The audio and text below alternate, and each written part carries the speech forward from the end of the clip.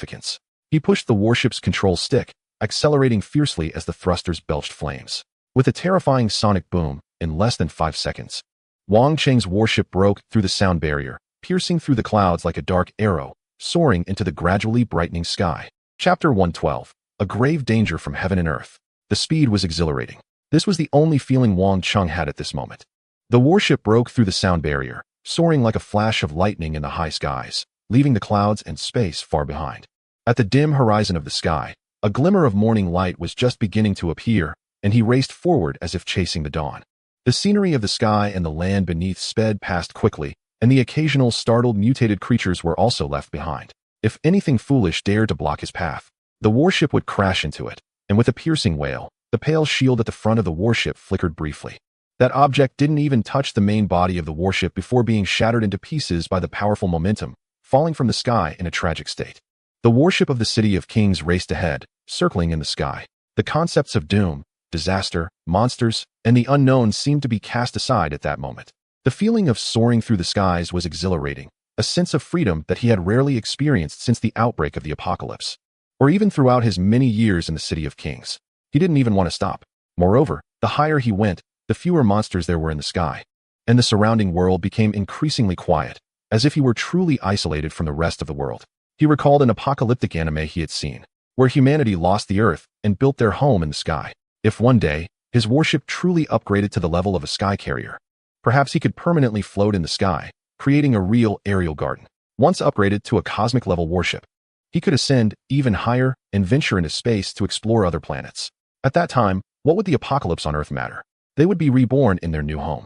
The danger of the apocalypse lay solely in humanity's inability to escape their home planet.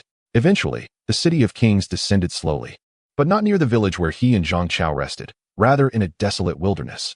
Here, he discovered a group of people, a band of survivors, making a fire and resting in the wild, looking somewhat disheveled. This location was already quite close to the City of Kings. He switched the warship to truck mode and drove over directly. As unfamiliar faces approached, the group immediately became alert, each holding a weapon, their expressions wary and ready to fire at any moment. The City of Kings stopped the small truck at a distance and used the vehicle's loudspeaker to say, "I mean no harm. I just want to ask if you are also trying to go to the City of Kings, and if you know the current situation there." Although he had previously learned from Zhao Nan and Li Xinxing that the survivor base in the City of Kings seemed to be doing well, with a large garrison and many survivors being accepted, he needed to gather first-hand information, as they were too far away and communication was poor. The news Zhao Nan and the others received was already several days old. Moreover, having just soared through the sky, the City of Kings felt something was off, because near the City of Kings, there were quite a few survivors camping in the wild, and the closer one got to the city, the more of these individuals there were. The City of Kings found it hard to understand. If just 1 or 2 teams were resting in the dark and unwilling to move forward, it would be normal. However, with so many teams, it seems a bit unusual, especially since this area isn't far from the city. If they wanted to hurry, they could reach it in less than an hour. With the city ahead, why would so many survivors choose to camp outside at such risk? Having experienced many apocalyptic events, Wang Cheng had developed a keen sense of awareness. So he specifically came to inquire. Seeing that Wang Cheng had no ill intentions and was merely gathering information, the group of survivors whispered among themselves. After a moment, they sent a tall, thin man over. He was polite and indicated from a distance that he was unarmed. As he approached and saw Wang Cheng alone, he said, "Brother, are you by yourself? Are you unaware of the situation in the city? Someone like you shouldn't go there alone." Wang Cheng frowned. The man appeared older. So he replied, "Big brother, I don't quite understand. What do you mean? Is something happening in the city?" The tall, thin man sighed and said, "The city is in grave danger. You must be from out of town, right? You don't know, but for some time now, mutated creatures have been gathering around the outskirts of the city, and their numbers have been increasing. In recent days, the number of mutated creatures has surrounded the survivor base established by the military to the point where no one can enter outside the temporary walls of the survivor base. It's all monsters. People outside simply can't get in. Otherwise, with how close we are to the city, it would be much safer to enter than to risk living out here." Hearing this, Wang Cheng's heart sank. The tall man clearly had no malice. His expression was sincere, and his words seemed true. This explained the bizarre sights he had seen on his journey near the city. No wonder these people had come so close, yet dared not approach the city itself. Then, does that mean we can't get in at all? Wang Cheng was somewhat unwilling to accept this. The city was right in front of them. They were so close. Yet were they to just stop here? Yeah. It's all monsters outside. Who can get in? Right now, people inside can't get out, and those outside can't get in. I've heard the military is trying to figure something out, possibly opening a lifeline. That's why we're all waiting nearby. But we don't dare get too close. Among the creatures surrounding the city, there are certainly fifth-level beings and a terrifying group of mutated monsters, the man continued. Brother, you seem like a decent person, so let me advise you. Don't be foolish. Wait a bit before moving forward. Someone like you alone definitely can't get into the city. The tall man looked at Wang Cheng, earnestly trying to persuade him, but he didn't extend an invitation for Wang Cheng to join their group. In the apocalypse, offering a few kind words was already a considerable gesture. To invite someone into one's group required a much stronger bond.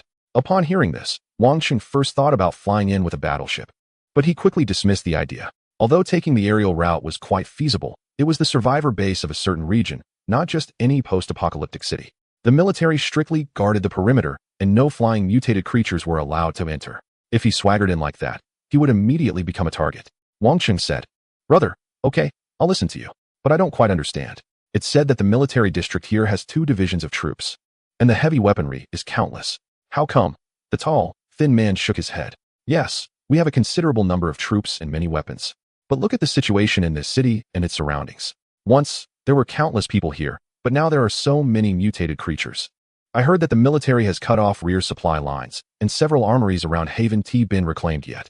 The defense is holding up. But if they were to push hard and wipe out the creatures here, the survivor base would likely fall. Wang Cheng understood after his reminder. The target of the survivor base was too large, leading to a gathering effect of the mutated creatures. While the military had the capacity to eliminate the current swarm, it wouldn't solve the problem, as more creatures would keep coming, and their ammunition would eventually run out. Human resources would also be exhausted. It seemed that the situation here was perhaps better than in other places, but not by much. In this apocalypse, various regions were still struggling and had not yet found their footing, let alone sounded the horn for a counterattack. This was largely due to the overwhelming number of mutated beings, and with survivors mixed throughout the city and the base. If the military were to open fire, they couldn't employ saturation strikes or carpet bombing. They would be limited in their actions, putting the situation in a passive state. Looking back, Wang Cheng realized that not heading straight to the survivor base, but instead choosing to upgrade outside the city while waiting to meet Su Xinghai had turned out to be a fortunate mistake. Otherwise, if he had recklessly gone in, he might have encountered the swarms of creatures surrounding the city. After thanking the other man for the advice, Wang Cheng drove away. The group of survivors relaxed their guard as they saw him leave, returning to their campfire to chat while keeping watch. By the time Wang Cheng returned to the area of the village where they had settled, the sky was just beginning to brighten. Before he reached the village, he spotted a convoy approaching from the distance along the highway. His heart stirred. He slowed down to wait for them to come closer. As they approached, it turned out to be the convoy of Su Xinghai and Yu Jisheng. After a long night, they had finally regrouped successfully. Chapter 113, The Might of a Level 2 Awakened. According to Su Xinghai, their journey had not been peaceful either. They had encountered attacks from some wild mutated creatures, including 2 mutated tigers. This had delayed their arrival, and they reached this location much later than Wang Cheng had estimated. More than a month has passed since the apocalypse broke out. The world, once dominated by humanity and where it was rare to see any wild animals in human activity zones, seems to be returning to the wilderness. Outside the urban areas, a large number of mutated wild animals have begun to appear. Fortunately, they faced no real danger and eventually arrived here. However, Su Xinghai was somewhat surprised to see the changes in Wang Cheng's vehicle. As a roommate of Wang Cheng, he had witnessed several transformations of the vehicle. Initially, he didn't think much of it, but now he gradually began to have some realizations, though he said nothing, merely casting a silent glance at Wang Cheng. At that moment, Yu Jisheng also came running from the convoy. Yu Jisheng had previously been very polite towards Wang Cheng and the others, carrying a sense of mission as if an elder was helping a junior survive. Now, however, he was even more courteous, almost overly cautious. He repeatedly expressed his gratitude, saying, I really have to thank you. If it weren't for your intervention, we might have ended up as nothing more than rotten flesh in a pig's belly. Yu Jisheng was also very measured in his words. He expressed his thanks and shook Wang Cheng's hand, but did not mention the astonishing scenes he had witnessed. He finally said, Gentlemen, we just discussed this, and we owe you our lives. If you don't mind, while we are traveling together, please feel free to make any requests. Our entire convoy will do everything possible to fulfill your needs. Anything at all. Yu Jisheng's motivations were partly genuine gratitude and partly a concern that Wang Cheng and his group might leave. Wang Cheng's terrifying strength was a significant asset for ordinary survivors like them. Being close to him was undoubtedly the best scenario. The last leg of their journey to Fengtian would surely be safe, and Yu Jisheng's words were heartfelt. If Wang Cheng and the others made requests, they would definitely fulfill them. Yu Jixing had no grand ambitions and had achieved little before the apocalypse, but he understood the importance of human relationships. If you accept kindness, you must reciprocate, otherwise, the relationship will not last. Who can selflessly give to you besides your parents? Helping once is one thing, but helping 2 or 3 times is nearly impossible. Wang Cheng merely smiled in response, sharing the intelligence he had just acquired. Upon hearing it, both Su Xinghai and Yu Jixing's expressions changed slightly. It turned out that they couldn't enter Fengtian. Disappointment was clearly visible on Yu Jixing's face. Their group of survivors intended to seek refuge in Fengtian, and although they had been cautious along the way, appearing resilient, their goal was always in sight, believing that life would improve once they reached Fengtian. With that hope, everyone was dedicated to the journey. But now, discovering that they couldn't enter Fengtian left Yu Jixing feeling somewhat deflated. Su Xinghai whispered, "Second brother, do you have any ideas?" Wang Cheng shook his head. "I don't have a good solution either. I can't enter through the air route. I can only find a way to walk in from the ground." However, the group of survivors I spoke to said the military is also trying to accommodate us survivors who can't get in from outside. They should open a lifeline for us to enter, and we can wait and see while moving around the area. That makes sense. The military cannot just sit back and do nothing. Resources are limited, and if they allow things to continue like this, they won't be able to handle it either. Su Xinghai nodded in agreement. Wang Cheng shared this thought. The military would definitely take action. Yu Jixing also nodded in agreement with Wang Cheng's plan to wait. At this moment, they had already become somewhat reliant on Wang Cheng and Su Xinghai. This is the end of days. Whoever has strength has a voice. Yu Jixing and the others wanted to follow Wang Cheng, regardless of who was in charge before. Now they had to listen to what Wang Cheng and his group said and do what they did. And so they waited for an entire day. When dawn broke the next day, Wang Cheng approached the area near the city and indeed saw a dense sea of monsters, stretching endlessly, gathered beneath the high walls of the survivor base. Their howls echoed, and more terrifyingly, there was a moving hive resembling a small mountain, teeming with horrifying giant mutated bees. Each worker bee was the size of 2 adults, crawling all over the hive, creating a nightmarish scene. This might be the monster legion that the tall, thin man spoke of. Humans and mutated beasts are nothing, but the most terrifying are these once inconspicuous insects that have mutated. Their massive size and terrifying numbers would truly make them a monster legion. Wang Cheng looked at the mutated bee swarm and inexplicably recalled the level 5 mutated creature, the digger, they encountered in Haiqing. Wasn't that also a mutation of a once inconspicuous earthworm? Meanwhile, the military in the area was retreating and unable to act. Wang Cheng and his group encountered many survivors here, all trying to gather information and looking for an opportunity to enter the city. They were afraid of startling the monster swarm, so they dared not approach, instead hiding at a safe distance, watching the city and the swarm, adapting to the local customs. Wang Cheng also hid there and even ran into the tall, thin man from yesterday. Taking advantage of their familiarity, Wang Cheng approached him and chatted, learning quite a bit of information. It was said that last night, the military had taken action and bombed a path, seemingly a special forces team secretly dispatched, bringing back a batch of food from a granary in the north. The military successfully transported this food back with support from both inside and outside the city. Upon hearing this news, Wang Cheng furrowed his brow. The name of the granary sounded familiar. He unfolded a map and looked, his expression turning strange, because on the map, right next to the place where they had fought the level 5 creature and killed it yesterday, was indeed that so-called granary in the north. Zhang Chao, Wang Cheng. After waiting for half a day, there was no movement in the survivor base, but another fierce group of survivors was advancing aggressively, actively attacking the horde of monsters as if they wanted to break in. The leader of this group was incredibly strong, a water-type ability user, who tossed a 5-liter bottle of mineral water and could actually manipulate it in midair, transforming the water into countless water arrows that shot through the air, piercing through numerous monsters ahead. Behind him, a group of survivors followed suit, each fierce, armed with firearms, and shooting wildly. Many onlookers were astonished. A tall, thin man exclaimed, "That's a level 2 awakened." Other survivors chimed in, "No doubt about it. That kind of power is definitely a level 2 awakened." The water-type awakened indeed surpassed level 1 awakened users, displaying immense power as if he had endless strength. The water under his control changed freely, weaving through the horde of monsters with incredible ferocity. Wang Cheng and Zhang Chao exchanged surprised glances. They had searched high and low in Haiqing for a level 2 awakened, and here they were witnessing one in Fengtian. It seemed someone had already found a way to break through the bottleneck and improve. However, this level 2 awakened user and his group couldn't break in either. After a fierce attack, they quickly retreated. They seemed to know that survivors were still hiding in this area. The level 2 awakened glanced disdainfully towards them, seemingly looking down on the group of cautious survivors. They left swiftly, Zhang Chao whispered. What s with their arrogance? Aren't they just wasting effort? They can't break in at all. The tall, thin man shook his head and replied, young brother, that is not quite right. Their goal isn't to break in. They've already achieved their purpose. Wang Cheng and Zhang Chao frowned. What do you mean? He is deliberately showcasing his power. The thin man explained. It's for the big shots in Fengtian City to see. A level 2 awakened is an important asset for the military. Their treatment is completely different from ours. We ordinary survivors are stuck outside and can't get in, but for an important talent like a level 2 awakened, the military wouldn't let him take risks outside. This display of power is meant to attract the military's attention and importance. They should soon dispatch drones to contact them, and then send specialized helicopters to bring them into the survivor base. Chapter 114. Xu Bing's statement. Listening to the thin man's explanation, Wang Cheng and Zhang Chao couldn't help but feel a bit emotional. No matter where you go, level 2 awakened users are considered important talents. Even under siege, the military in Fengtian would send people out to pick them up. Such treatment was something ordinary survivors couldn't even dream of. In the apocalypse, those who could contribute more to society and resist the end times would be valued more and enjoy preferential resources. Zhang Chao whispered, second brother, if we display our power, can we also sit in a helicopter and fly in? Wang Qing twitched his mouth at his words. What is the use if others go in? Their warships can't enter either.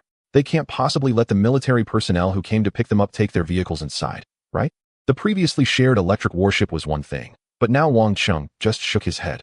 However, Zhang Chao knew that Wang Qing wouldn't reveal his strength just to enter the city, so it was merely a joke.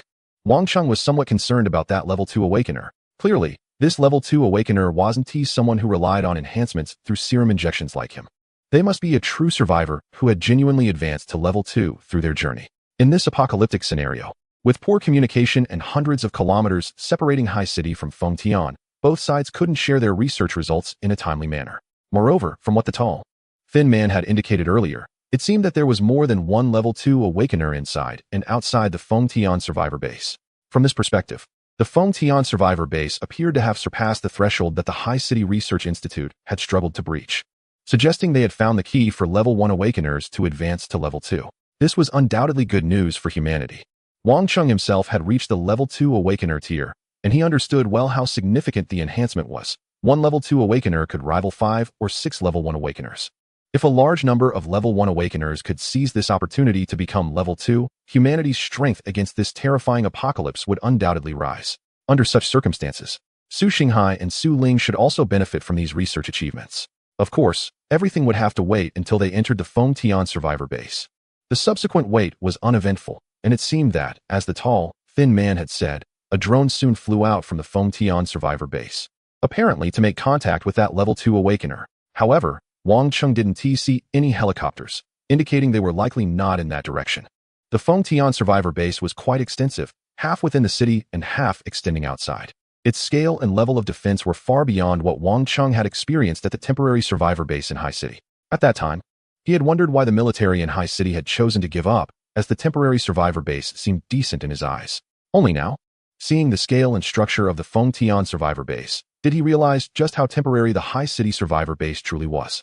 If the High City temporary survivor base had encountered monsters of such scale besieging it, especially with level 5 creatures lurking nearby, it would have been impossible to defend, let alone reject countless monsters at the gates like the Fengtian survivor base did. As dusk approached and the Fengtian survivor base fell silent, the survivors began to disperse. Wang Cheng was somewhat puzzled and asked, why is everyone leaving? Aren't we going to act at night? Of course, the likelihood of the survivors base in Fengtian taking action at night is low. For those creatures, there is not much difference between day and night, but for us humans, nighttime activities are certainly not as smooth as during the day. We'll wait until tomorrow. The tall, thin man had obviously been lurking for a long time and was already very familiar with the situation here. As dusk fell, he quickly left on the motorcycle he arrived on, accompanied by other companions. The survivors who had been squatting here all day suddenly saw most of them leave, leaving only a few newcomers who were still confused about the situation, hoping for an opportunity to enter the Fengtian survivors base. Wang Cheng had asked quite a few people today and found that these survivors came from many places. Some were from towns and counties around Fengtian, while others came from towns and counties near Haiqing. However, aside from Wang Cheng and his group, there wasn't a single group that came from Haiqing. Thousands had fled from Haiqing, but it seemed only a handful remained here. Nevertheless, these people had taken great risks and paid a high price to get here, and they weren't willing to leave easily. They wanted to wait for the chance to enter Fengtian. Seeing the tall, thin man leave, Wang Cheng and the others decided to follow the advice of those before them and began to return. On the way, Zhang Chao sighed. I never imagined Fengtian would be so famous in the surrounding area. I chatted with quite a few survivors today, and they all said that the Fengtian survivors base has gathered a large number of troops and survivors. Anyone who comes here has food to eat, clothes to wear, and a place to stay. It's very safe here, which is why so many people are flocking to it. Indeed, in everyone's eyes, the Fengtian survivors base is no different from heaven, which is why they are all rushing here. Just today, there were dozens of survivors watching with us, right? The area of the Fengtian survivors base is so large that there must be others observing from different locations. The number of survivors outside the base who can't get in is definitely more than we imagine, Wang Cheng said. However, even if the Fengtian survivors base is like heaven, it might still be relative to the apocalypse. It probably can't compare to life before the end. Upon hearing this, Zhang Chao recalled scenes they had seen at the temporary survivor gathering point in Haiqing. He felt a rare sense of sadness and sighed. I don't know if this apocalypse will ever end or when we can return to our previous lives. However, it seems that the number of people surviving under this apocalypse is much greater than we thought. Wang Cheng nodded in agreement. In the Federation's Huaxia region, with a population exceeding 1 billion, countless people have turned into monsters due to terrifying mutations, but many have survived as well. Especially in some sparsely populated towns and counties, the number of survivors is even greater. Their geographical locations allow them to evade escape more smoothly. As long as they avoid the first wave of monster outbreaks, their chances of survival increase significantly. Zhang Chao was clearly looking forward to life after entering the Fengtian survivors base. In fact, it wasn't just him. Yu Jixing, Su Xinghai, and others were also somewhat hopeful. Only Su Bing seemed to be troubled. Wang Cheng had chatted with her and knew that she was worried about her father in Haiqing. She also hoped to gather some information about the situation of the Haiqing escape team after arriving in Fengtian. Wang Cheng received information from Yu Jixing about the potential dangers the Haiqing escape team might face, but he did not share this with Su Ling and others. Only he and Su Xinghai were aware of the matter, in order to prevent panic and worry among the group. At this moment, Wang Cheng hesitated but did not speak out. Su Ling was already very concerned about her father. If she knew that the escape team from Haiqing might have encountered trouble, she would undoubtedly be even more anxious, and there was nothing she could do about it. In this situation, it seemed best for her to remain unaware. Although there had been some unpleasantness between Wang Cheng and Su Ling earlier during this journey, he had come to regard Su Ling as one of his own and genuinely wished to protect her. According to Su Ling, there was an old acquaintance of her father's in Fengtian who also knew Su Ling. If that acquaintance was still alive, perhaps they could contact each other after entering the city. This person held a high position in Fengtian before the apocalypse and should be able to offer them considerable assistance. At that moment, Wang Cheng realized how valuable Su Ling could be. If they could indeed get in touch with this old acquaintance of Su Ling's father, he might even ask them to help locate his own parents. This had been a constant worry for Wang Cheng.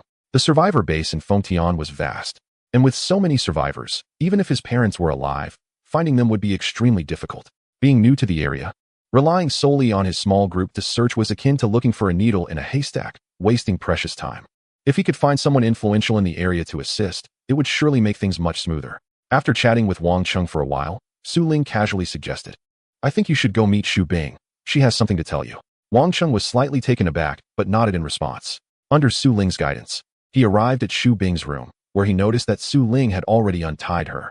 The woman was sitting on the bed, rubbing her red legs and arms that had been bound by ropes.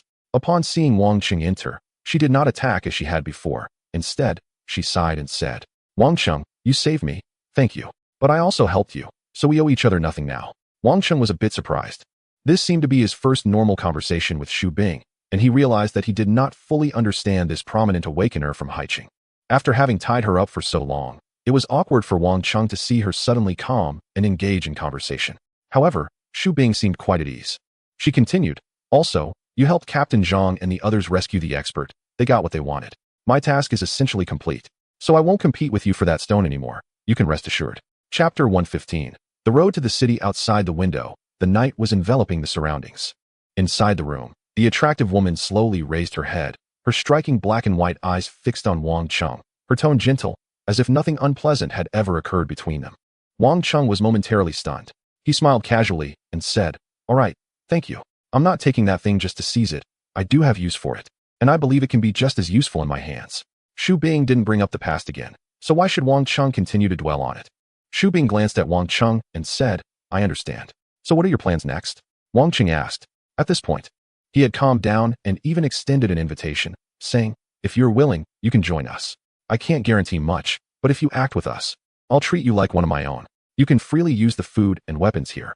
However, Shu Bing shook her head and replied, thank you for your kindness, but I think I should not join you. I come from the military, and although my current mission is temporarily completed, my duty is not over. I need to contact my superiors and return to the military, and that is what I should do. Wang Cheng was taken aback for a moment.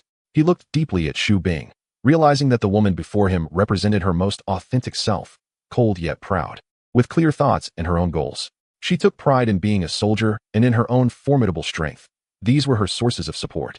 Her thoughts differed from Wang Cheng's. She simply wanted to return to the military and fulfill her soldier's mission. Wang Cheng had no reason to refuse such a decision. He merely nodded and said, that's fine. After reaching the capital, you can directly seek out the military there to rejoin. It seems that the capital has produced second-level awakeners. With your strength, as long as you can share the methods of the capital and clarify the direction, becoming a second-level awakener is just a matter of time. At this point, Wang Cheng paused slightly, hesitating before recounting the details he had heard from Yu Jisheng about the escape team from Haicheng encountering danger. He had kept this from Wang Qi, Su Ling, and others, but felt it was still necessary to inform Shu Bing. After hearing this, a trace of fear and contemplation appeared in Shu Bing's eyes. Clearly, she was also thinking about how such a large and powerful military force could simply disappear. However, it seemed she had no clear ideas at the moment.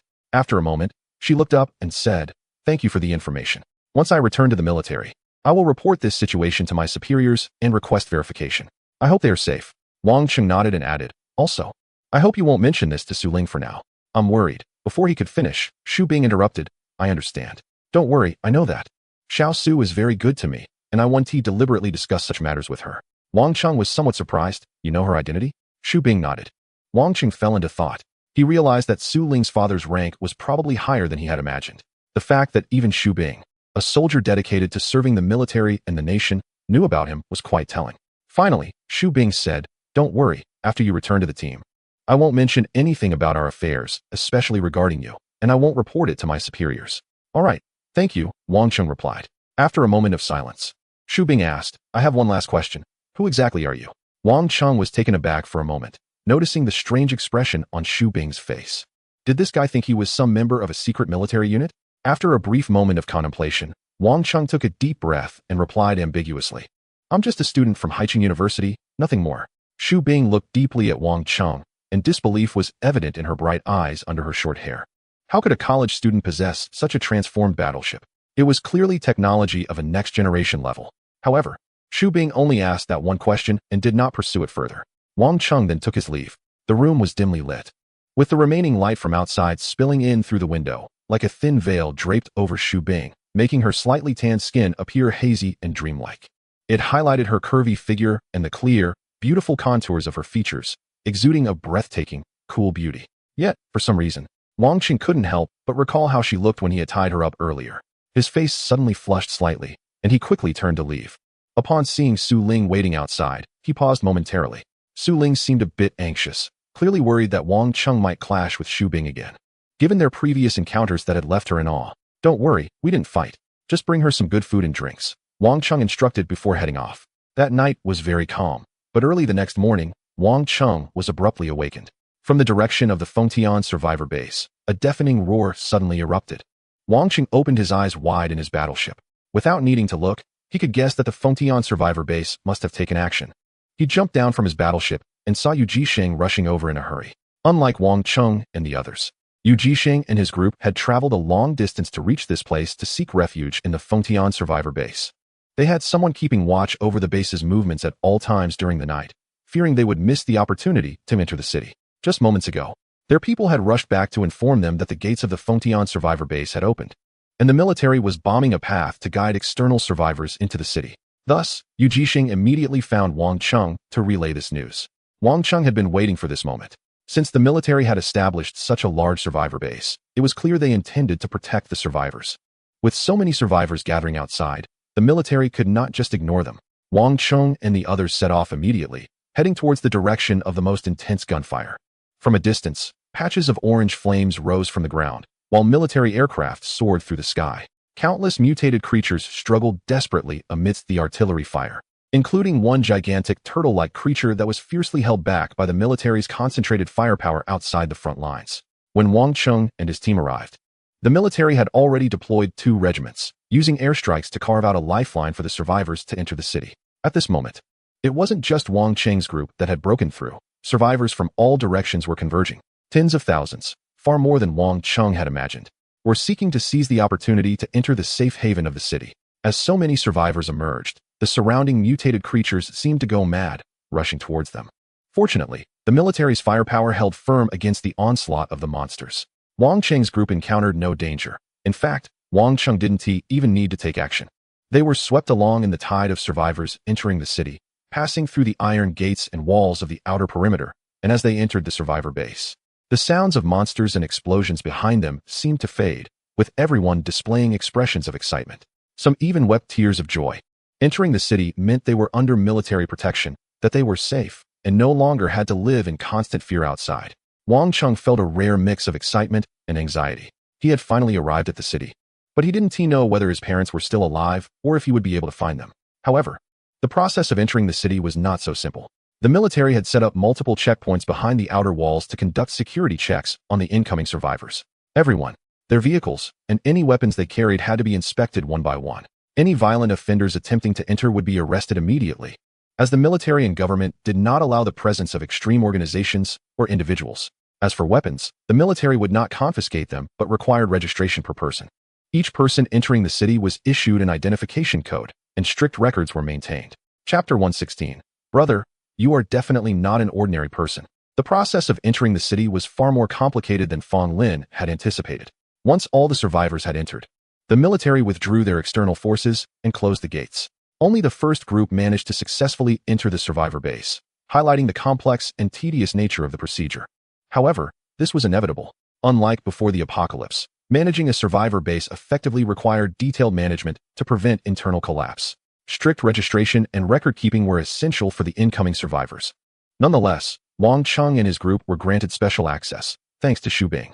Upon entering the survivor base, Xu Bing promptly contacted the military, self-identifying and showcasing her capabilities, which quickly drew attention. She was soon separated from the group and taken to meet high-ranking officials. This surprised Wang Cheng a bit. He knew that Xu Bing's return to the team in the city shouldn't have faced much hindrance, but he didn't expect her to be given such importance. She also kept her promise and didn't mention anything about Wang Cheng's side. On the contrary, before leaving, she seemed to have used her identity to speak well of Wang Cheng and his team, allowing them to escape from the originally lengthy line. They quickly completed the inspection and the issuance of identity codes through the military's dedicated personnel channel, entering the city much faster than many other survivors. Wang Cheng's warship, naturally, was not found to have any issues during the inspection, and it was treated as a small cargo truck. Wang Cheng was not surprised by this. Although his warship was only at level 4 and far from being a true warship, it was still a product of the next generation, equipped with a lot of advanced technology. How could such a temporary checkpoint for inspecting survivors casually uncover its hidden tech? Moreover, the military and inspection personnel did not make things difficult for them. Their inspection was not aimed at confiscating weapons and supplies from the survivors. It was merely for registration. Given the special circumstances, the military had also tacitly allowed survivors to possess a large number of weapons. However, before they were completely let in, military broadcasts continually reminded survivors at the base of the top-level regulations. Within the city, all laws of the former region of Huaxiao applied, and in cases of malicious murder, the responsible personnel had the authority to execute on the spot. Such strict control in special situations was inevitable. As soon as they came out of the military checkpoint, Wang Cheng's convoy was surrounded by a group of people. They were other survivors, bustling around. Brothers, are you buying food? Buying weapons? Buying medicine? Brothers, you look weary. You must need a place to stay, right? I have housing available. And there are ladies too. All price ranges, from a biscuit to a whole pack of biscuits. If you can afford it, I can even get you a little star. Whatever you want her to do, she will do it. There was also a burly man, chattering away about the survivor base. Brothers, just arrived? Congratulations on reaching the survivor base. That means you're safe. But let me pour some cold water on you. This is not paradise. The survivor base now has over 300,000 survivors, and it's crowded. Here, you need to find a place to live, food to eat, work to do, and connections to make. I see so many of you with families. If you explore on your own, how long will that take? Come, let me be your tour guide. I only charge you 1 cigarette for a day. Su Xinghai frowned and said, why don't you go rob someone for a cigarette? 1 cigarette is quite valuable now. The burly man looked displeased and replied, brother, I'm doing this out of kindness. Don't wait until you're hitting walls in the city to realize what's what. Wang Cheng and the others felt a bit dazed. reminiscent of the times they encountered hustlers at train stations, except these people were engaging in dealings in the apocalypse. Zhang Chao exclaimed, "Second brother, do you think what he said is true? Can a little celebrity really get a pack of cookies?" Wang Chung shot Zhang Chao a glare, causing him to sulk and fall silent. Wang Chung indeed needed these local guides. He and Yu Jisheng got out of the car to face the chaotic crowd. Yu Jisheng, feeling somewhat anxious, whispered, "Brother Wang, do you think those blocking the way are all the unscrupulous type? Maybe we should go into the city to take a look. If we rely on them for directions, we could end up getting scammed. Moreover, those who could gather people at this entrance probably had some background. If they were indeed scammed, they would be at the mercy of the locals." Yu Jisheng had a typical mindset of an ordinary person, worried about being cheated. Their supplies were limited, and upon arriving at the survivor base, those were essential for their survival. If they were swindled, it would be a real problem. Plus, since they were newcomers in this area, they didn't know anyone. If these people had any malicious forces behind them and harmed them, they would be left helpless. However, Wang Chung remained calm. He glanced over and noticed that other newly arrived survivor groups were also facing similar situations, mostly being surrounded. Such scenes could only happen in a relatively safe survivor base.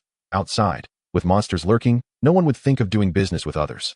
After a moment of contemplation, Wang Chung shook his head and said, "No need. Stay back, I'll handle it." With that, he stepped forward, pulled out half a pack of cigarettes from his pocket, and called out to the crowd, "Friends, we are indeed newcomers and need your help, but I won't accept the prices you're offering. I have half a pack of cigarettes here. Whoever helps me will get it. If the job is done well, there will be 2 more packs afterward." Wang Chung had cigarettes in his vehicle, but no one here was smoking, so this was a perfect bargaining chip. He was aware of Yu Jisheng's concerns, but wasn't afraid of trouble. He was no longer an ordinary college student from before the apocalypse. He was a level 2 awakened and had a battleship at his disposal. If anyone dared to scam him, he would make sure they regretted it. As soon as Wang Chung displayed the half pack of cigarettes, the crowd's eyes lit up, and they rushed over, clamoring to ask what he needed. Eager to pitch their services, with many eyes glinting with greed. Among the crowd, a young man with a sharp face squeezed through, took a look at Wang Chung, and immediately said, "Big brother, I can see you're not an ordinary person. You must have some strength, not afraid of being scammed, and willing to show your wealth. I'm Chen Xiaolu. I have connections and a team. Whether you need supplies, housing, or even beautiful women, I guarantee I can handle it for you." Chen Xiaolu hit the nail on the head with Wang Cheng's intentions. His bold approach showed he wasn't afraid of trouble. He just wanted to find capable people who could help him get things done. Wang Chung, eager to find his parents, didn't care about the cigarettes. He just wanted to locate them as quickly as possible. Wang Chung glanced at the guy, thought for a moment, and seeing his quick wit and apparent capability, directly placed the cigarette he was holding into the other person's hand, saying, "You're the one." This Chen Xiaolu indeed seemed to have some skills, and the others seemed to recognize him as well. Once Wang Chung chose him, the others stopped competing and left one after another. "Hee, you made the right choice, bro. What do you need? I guarantee you'll be satisfied." Chen Xiaolu was quite talkative and kept chattering away. "I need a place to stay. Something decent that can accommodate my group. Besides that, I want to find someone, but not a beautiful woman." Chen Xiaolu raised an eyebrow. "Bro, do you have family in the area? Leave that to me. I have a wide network and can help you find out." Wang Chung nodded at this and briefly mentioned his parents' situation. Then he glanced at Su Ling, paused for a moment, and said, "In addition to the 2 people I just mentioned, I'm looking for someone else. This person is from the military, a friend of mine, last name Yi, named Yi and Shan. Can you get in touch with him?" Chen Xiaolu nodded vigorously at Wang Cheng's earlier comments, even pulling out a notepad to take notes.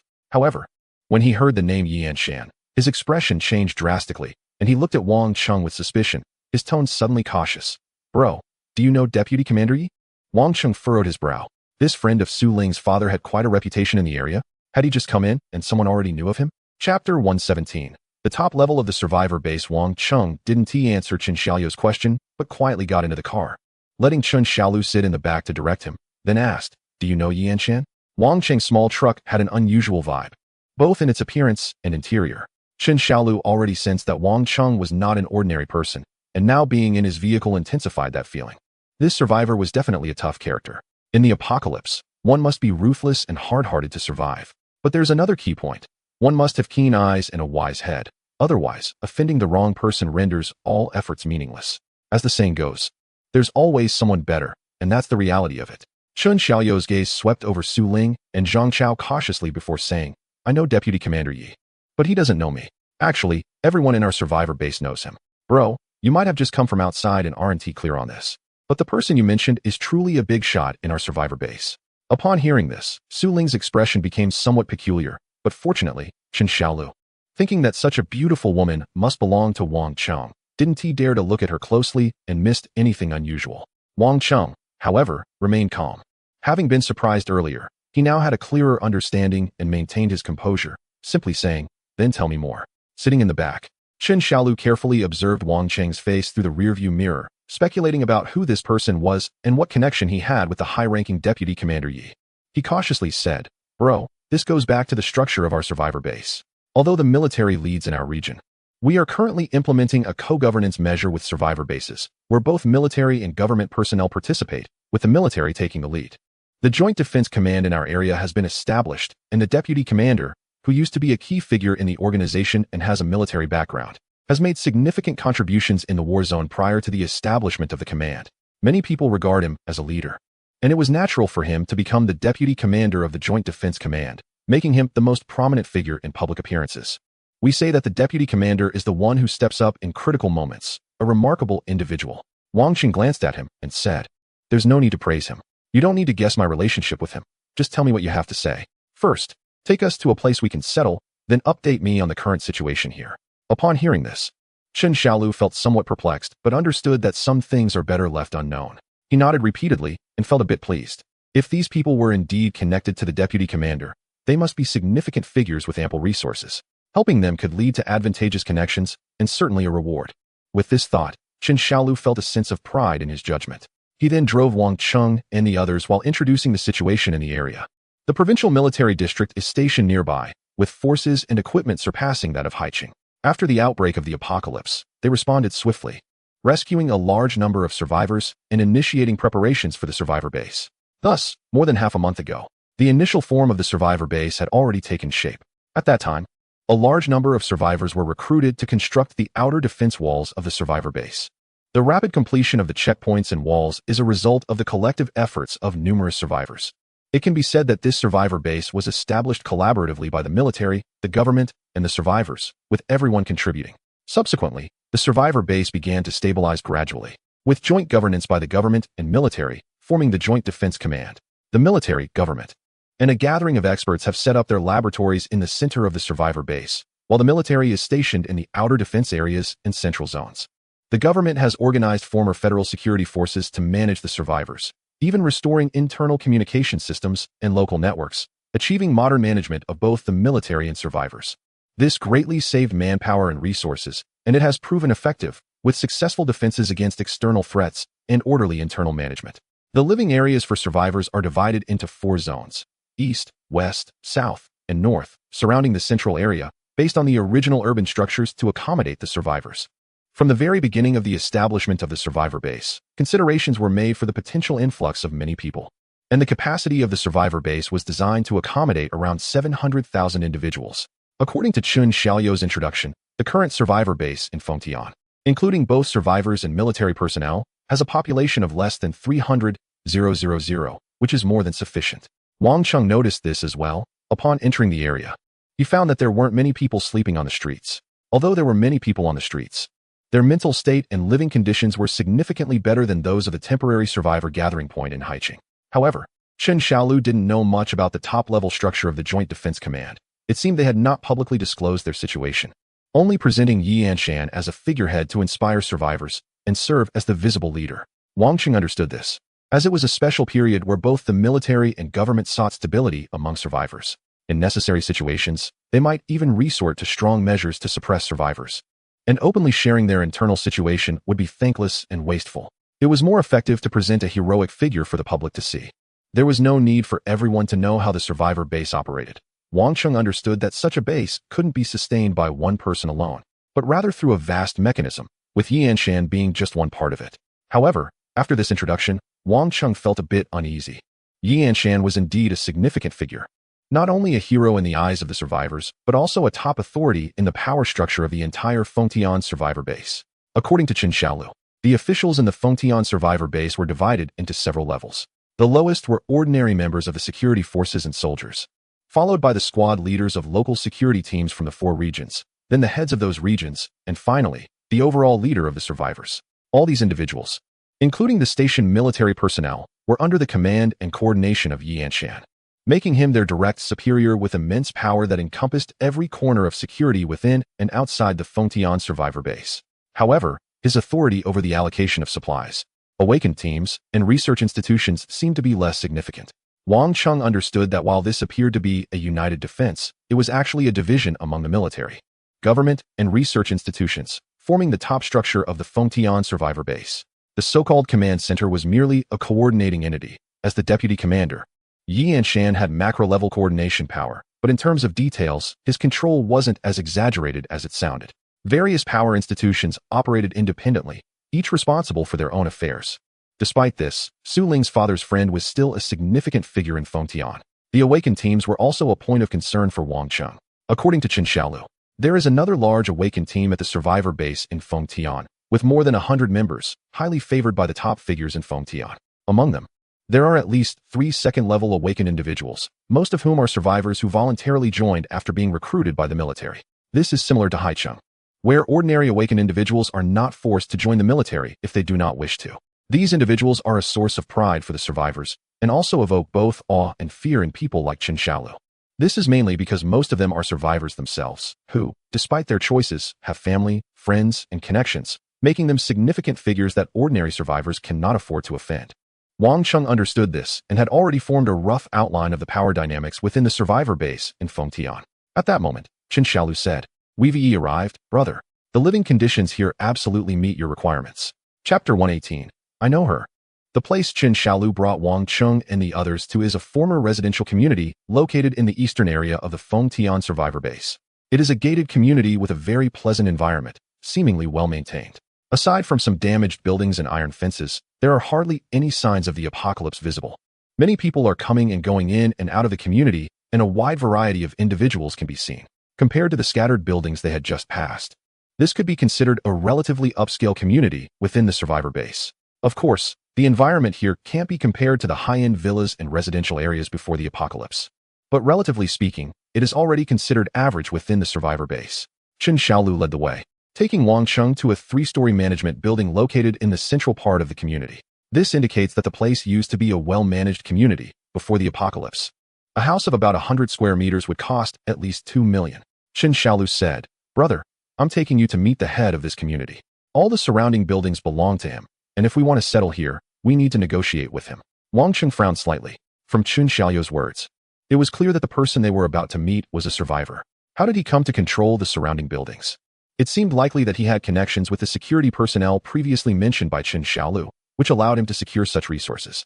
However, this was normal in the apocalypse. The military cannot manage everything comprehensively.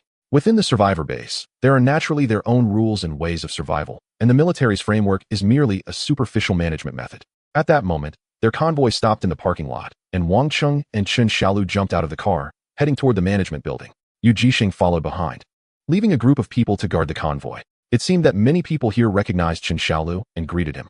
Upon entering the management building, they saw 4 or 5 muscular men playing poker at the entrance, their bodies covered in tattoos. Upon hearing the noise, they glanced up, and the leader smiled, saying, "Xiaolu, you brought business again. There are quite a few people this time. The boss is talking up there, so you might want to wait a bit." Qin Xiaolu was slightly taken aback, then hurriedly walked up to hand a cigarette to the burly man in charge, whispering a few questions. He had previously boasted to Wang Chung about his connections and influence, but it seemed that his power was not as impressive as he claimed. In front of this group, he was low-key and didn't dare to breathe loudly. This group was clearly just the underlings managing this property, which suggested that Qin Xiaolu's claims about his own strength were exaggerated. Of course, Wang Chung didn't care much about this. What mattered most was getting things done. Soon, Qin Xiaolu returned, whispering, "Bro, I heard a big shot is up there. Should we go inside and wait?" A big shot? Wang Chung frowned slightly and glanced outside. There were so many people on their side. Qin Xiaolu smiled and said softly, "It's a high-ranking official from the local security team."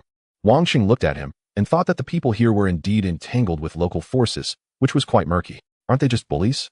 They were no different from those he had encountered outside, just showing a bit more restraint in the survivor base, using a different way to exert their influence. Wang Chung immediately looked down on these people. Bullying their own kind was nothing. If they had the guts, they should fight the monsters and seize resources from them. However, he didn't want to stir up trouble, so he followed Qin Xiaolu's suggestion and settled in the reception room, waiting for the people upstairs to finish their discussions before they would go up to find the boss here to arrange a place to stay. Qin Xiaolu, having received Wang Cheng's orders, went out to arrange for his people to help find someone. For Wang Cheng, finding a place to stay was one thing, but figuring out whether his parents were alive or dead was what he was truly anxious about. Chen Xiaolu seemed to understand the importance of finding someone. Patting his chest to assure Wang Cheng, and after greeting the tattooed men outside, he dashed out. Wang Cheng waited for about half an hour. As his frown deepened, he was on the verge of losing his temper, but thanks to Su Xinghai and Yu Jisheng holding him back, he didn't storm upstairs directly. At that moment, they heard voices from outside, as if someone had brought a woman over to speak with the tattooed men. Hey, Xiaoli, I caught this woman red-handed. We can use her to secure our place. If she doesn't pay, we'll have to teach her a lesson. The sound of cards slamming on the table echoed, along with some lewd remarks from the tattooed men. Hee, this woman is quite pretty, fresh-looking, and has a good figure. Little sister, you don't have supplies to pay rent, do you? How about you help us out a bit, and we'll... At that moment, the leader among the tattooed men, Xiao Li, spoke coldly. Everyone, tone it down. Don't you know the boss is meeting someone upstairs?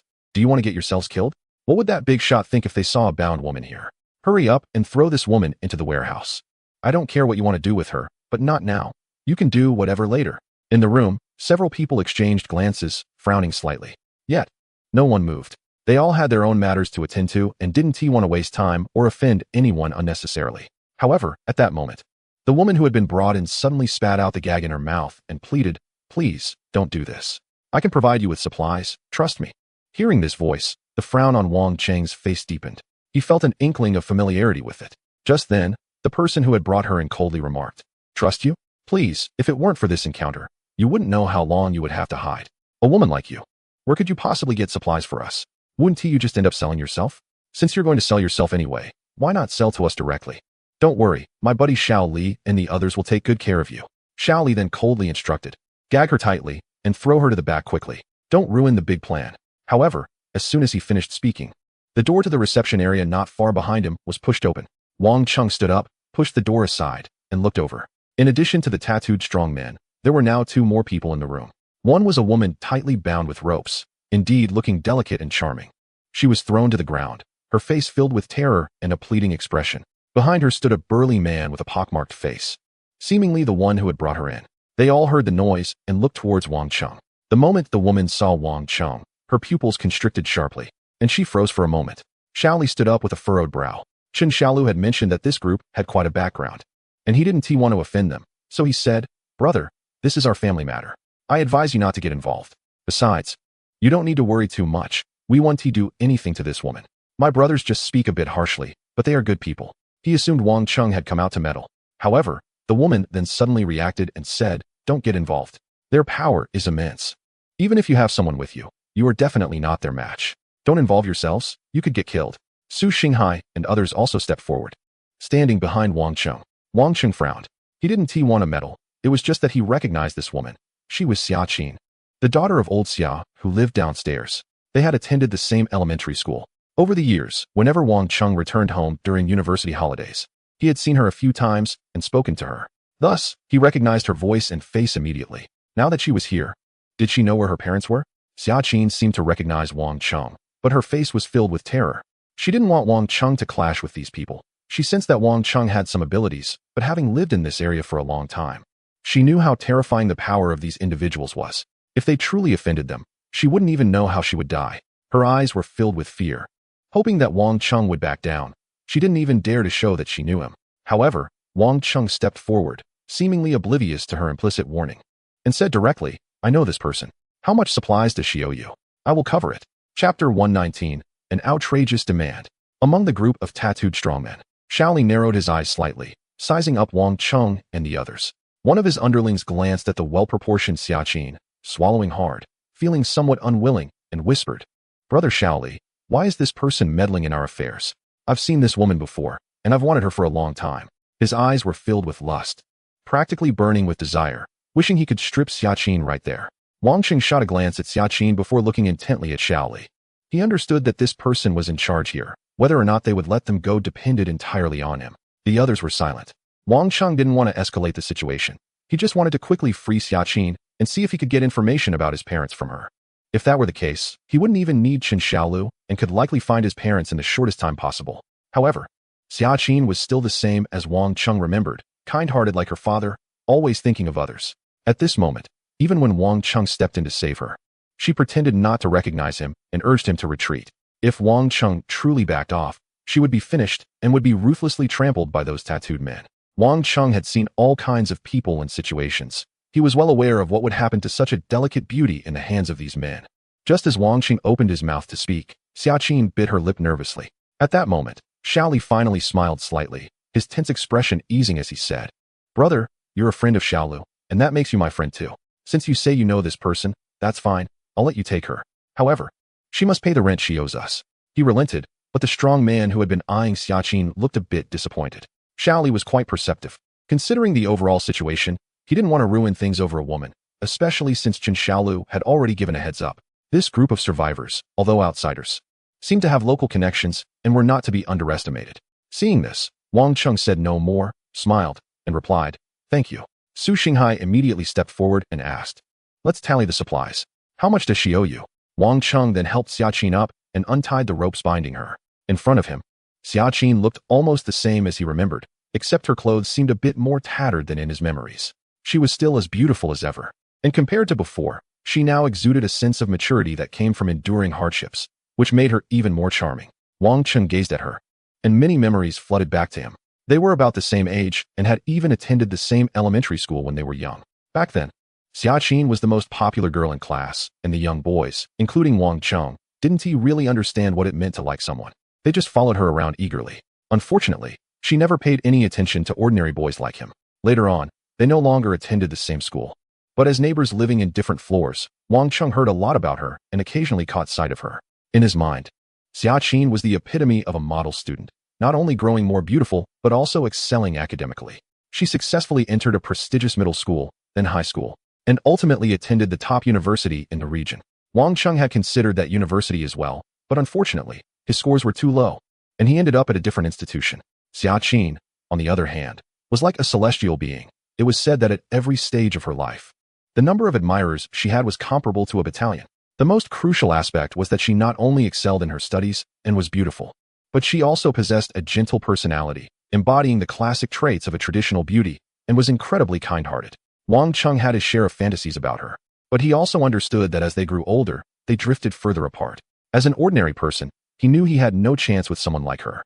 When he returned home from university during a break and saw her, he felt somewhat shy, not knowing what to say, fearing that if he spoke too much, she would see through his inappropriate thoughts. He thought to himself that this must be what it felt like to face a goddess. He hadn't felt this way in elementary school, but it was only in university that he realized the vast difference between them. Unexpectedly, amidst the chaos of the world, they crossed paths again. However, things were different now. Wang Chung was no longer the same person he used to be, having experienced life and death. He was much more at ease, having seen more people, events, and various beauties. The Xiaqin before him had a more refined aura than in his memories, yet he felt less affected by it. They exchanged simple pleasantries, and Wang Chung learned that her father had turned into a mutated being at the beginning of the apocalypse, and she had been wandering ever since. Xiaqin was perceptive as well. After a few exchanges, she understood Wang Cheng's true intention behind his urgent rescue attempt without him having to say much. She said, "My uncle and aunt live with me. If it's convenient for you, I can take you to see them." Upon hearing her response, Wang Chung felt a great sense of relief, as if a heavy stone in his heart had finally been set down. He had been most worried about hearing bad news. Upon hearing that the two individuals were fine, he let out a long sigh of relief and said, "That's great. I came from a coastal city just for them. It's wonderful that they waited for my arrival." Xiaqin looked at Wang Chung, somewhat surprised, and asked, "You really came from that coastal city? These over 300 kilometers, are all of them your friends?" Xiaqin realized she was starting to see Wang Chung in a different light. In her impression, Wang Chung was just an ordinary boy, somewhat shy and cute when facing her. However, due to their neighborly relationship, she considered him a friend and had learned about his recent circumstances. He was just an average guy. But now, not only did Wang Chung lend her a helping hand, but even Xiaoli showed him some respect. The people standing beside him seemed to look up to him as a leader, speaking and acting with a sense of confidence and grandeur. Compared to the Wang Chung she remembered, he appeared more mature and manly. Just as Wang Chung was about to say something, Su Xinghai walked in from outside and said, "The owed supplies have been settled. It wasn't much, just a bar of chocolate will do. Also, it seems their leader has finished talking and is inviting us up." The group then filed out, just in time to see a well-dressed man walk out. Although they couldn't see his face, only his back, there was no doubt that he was the influential figure who had previously spoken with the local leader. Hearing Su Xinghai speak so calmly about a bar of chocolate surprised Xiaqin even more. To Su Xinghai, it seemed like a trivial matter, but Xiaqin knew that a bar of chocolate was now as valuable as gold, an extremely precious item. The internal situation at the survivor base was such that they lacked various food supplies. Even the military was short on food and had to transport grain from warehouses. High-calorie foods like chocolate were especially rare and valuable. As those tattooed muscular men had said, for a woman like Xiaqin, being good at studying was of little use in this era. She couldn't even gather a bit of rice, let alone chocolate. Wang Cheng, however, didn't overthink it. He and Su Xinghai had faced too much and encountered too many horrors. To them, these people, who Xiaqin saw as formidable local figures, were merely ordinary individuals. It was only because they were constrained by the rules of the survivor base that Wang Cheng engaged in conversation with them. Otherwise, he wouldn't have come here at all. I want to find a place to stay. Do I need to ask for your permission?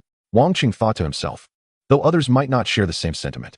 The leader here, the boss of Xiao Li and the others, was a young man dressed in fine clothes, with red hair, looking about 3 to 4 years older than Wang Cheng. He sat on a leather sofa, smoking, with half of his face obscured by smoke, squinting as he assessed Wang Cheng and the others who entered. Before Wang Cheng could speak, the young man smiled and offered, I heard from Xiao Li that you are people introduced by Xiao Lu, just arrived from out of town. And there are quite a few of you looking for a place to stay, right? I'm willing to give face to Xiao Lu. So I'll offer you 2 options, an 8-person dormitory at a rate of 2 taels of rice per day, or a floor in a residential building within the community, for a daily rent equivalent to a cigarette or its value. How does that sound? Wang Cheng, not understanding the market, frowned at this price. This is a blatant ripoff. Wang Cheng's expression darkened, and he got straight to the point. Brother, are you trying to take advantage of us with this price? The young man on the sofa smiled slightly and replied, How can you call this taking advantage? I heard from Xiao Li that Xiao Lu said you also have some background. Sorry, but I, Ma Tian, also have my background.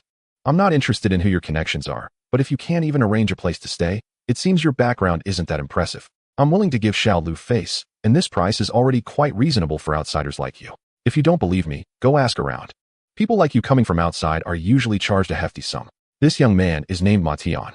Wang Cheng was straightforward, and Ma Tian was even more direct, laying out the benefits and reasons on the table. Accept it or leave. Is this the survival logic among the survivors in this base? Zhang Chao frowned. He was more straightforward and quite displeased. What kind of talk is this? If you're not charging us enough, should we thank you for it? You can say whatever you want. I often hear thanks, so I don't mind hearing a bit more. Ma Tian smoked his cigarette, exhaling clouds of smoke with an air of calm. I hope you can make a decision soon. I have a lot to do here. He thought to himself that he wasn't mistaken. These people might have some background, but it couldn't be that significant. Scaring Qin Xiao Lu would be about right. But here he just smirked. As he spoke, he gestured towards a bedroom on the 2nd floor. The crowd then noticed that the bedroom door was ajar, and through the crack, they could see a rosy atmosphere inside, with several bodies tangled on the bed. Zhang Chao's expression grew increasingly displeased. They had come all the way from High City, relying on their own strength to get to where they are today. Even military personnel would give them some respect. Yet this little local tyrant in Feng Tian was so arrogant, expecting them to be grateful for being taken advantage of. Wasn't this just adding insult to injury? However, before he could speak, Wang Qing stopped him. He took a slight step forward, leaning closer to Ma Tian amidst the smoke, his eyes glinting coldly as he said, Whether we have a background or not, I don't think that matters. Oh, then what do you think is important? Ma Tian's body tensed slightly, sensing the chilling intent radiating from the man before him. Wang Qing sneered and said, We came from High City. You might think our background isn't strong, but have you ever considered how we managed to cross nearly 400 kilometers from High City to Feng Tian without military protection? You have a background, which is good. But if you were to spill blood right now, do you think your background would matter to a dead person? In this era, who would stand up for a worthless dead person? Even if we did, we would pay the price for it. But isn't the price you pay even greater? As Wang Qing's last words fell, he exerted a slight force with his hand resting on the table in front of Ma Tian. The secondary power capability erupted instantly. The sturdy coffee table in front of Ma Tian collapsed in an instant. With a loud crash, it crumbled before Ma Tian. Ma Tian's hand holding the cigarette froze, and he coldly stared at Wang Cheng, speaking each word clearly. Do you dare? Wang Cheng took a deep breath, his killing intent almost fully exposed in his eyes. He was even younger than Ma Tian, but he had faced countless monsters and dangers along his journey, far beyond what this person in front of him could compare to.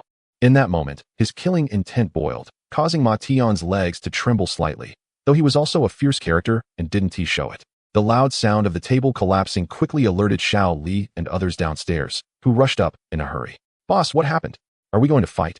The outsiders like Su Xinghai and Zhang Chao fearlessly looked back. Even Yu Jixing appeared cold, although he didn't want to clash with the local snakes. He understood the reasoning. At this moment, they must not show fear, or it would be digging their own graves. Xiaqin stared blankly at Wang Cheng's back. The person before her was almost unrecognizable compared to the naive young boy she remembered from upstairs. He not only dared to stand up for himself, but was even willing to confront Ma Tian directly here. Xiaqin had lived in the survivor base of the city longer than Wang Cheng had, and she knew well that Ma Tian had connections. He was a figure of a certain level in the management of the Eastern District survivor activity area. People from other places around here even had to show some respect to Ma Tian, who was notoriously ruthless. Countless people had been crippled or killed by him in the dark, and it could be said that he had reached his current position thanks to both his background and his strength. Although the Joint Command had long issued strict bans on murder and bullying within the survivor base, such things were rampant. After all, this was an apocalyptic era, and it was not like the past. Those in power were racking their brains on how to survive in the apocalypse and combat the endless monsters, and many matters below. As long as they didn't de-escalate too much, would not be addressed. Yet now, Wang Cheng, who had just arrived, dared to directly threaten Ma Tian here, even claiming that he would spill blood. Was this still the same young boy who had been somewhat at a loss when speaking to her? Xiaqin's feelings were mixed. She couldn't believe that the person in front of her was the Wang Cheng she remembered. At that moment, Chen Xiaolu finally returned, squeezing through the crowd. Upon seeing the tense atmosphere, his expression changed, and he quickly intervened, managing to ease the tension with just a few words. Ma Tian was somewhat displeased, but he was also somewhat intimidated by Wang Cheng. Although he was a tough character, he wasn't a fool. Otherwise, he wouldn't have reached his current position. He could tell that among the group in front of him, at least several were awakened individuals. And the recent collapse of the table in Wang Cheng's presence was not something an ordinary awakened person could accomplish. This group was not joking.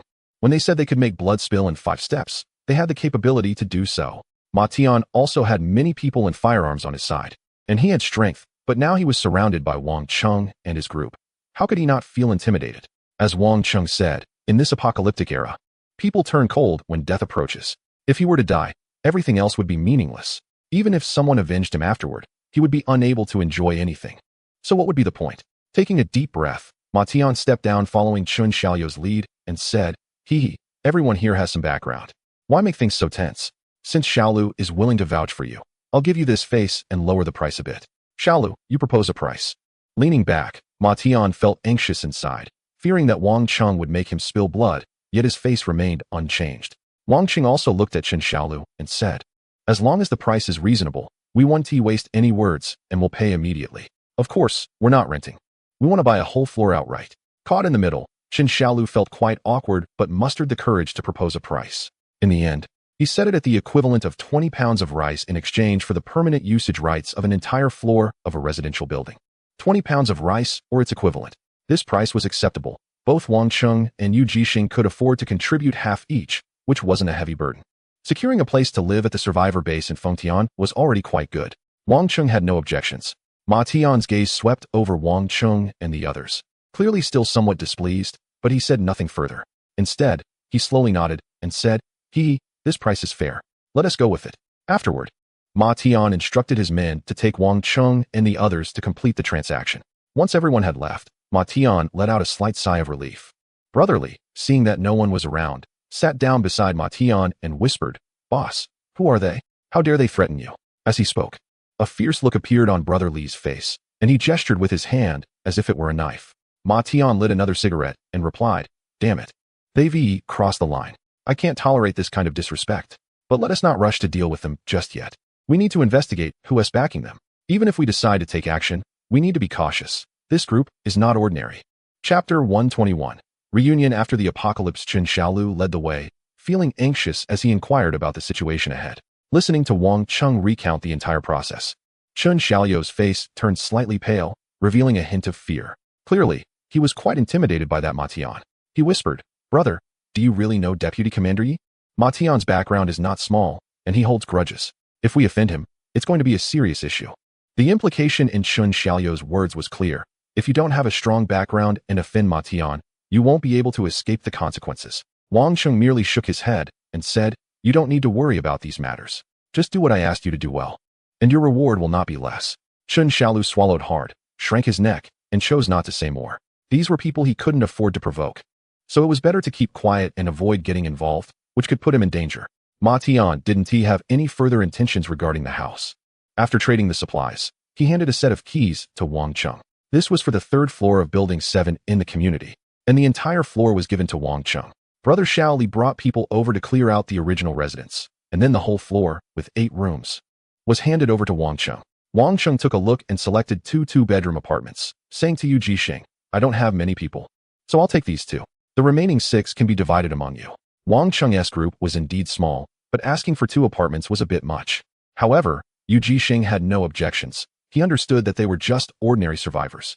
Before coming to this place, they had thought it would be great to be here. But after confronting Ma Tian, Yu Jixing realized that making a living in this area was not easy. Wang Cheng was still their support, so it was natural to maintain a good relationship with him. The right to occupy 2 apartments was nothing significant. Yu Jixing spoke straightforwardly, saying, "Brother Wang Cheng, if it weren't for you, we might not even get to live in this house. I would even consider it a loss. You can choose whatever you want." Wang Cheng nodded in acknowledgement. In fact, there were only 7 of them, plus the newly arrived Xiaqin, making a total of 8. 1 two-bedroom apartment would be enough. But Wang Cheng wanted to bring his parents back, and while the young people could share, he wanted a separate room for his elders. Zhang Chao couldn't help but exclaim, "Wow, this is a community in the capital.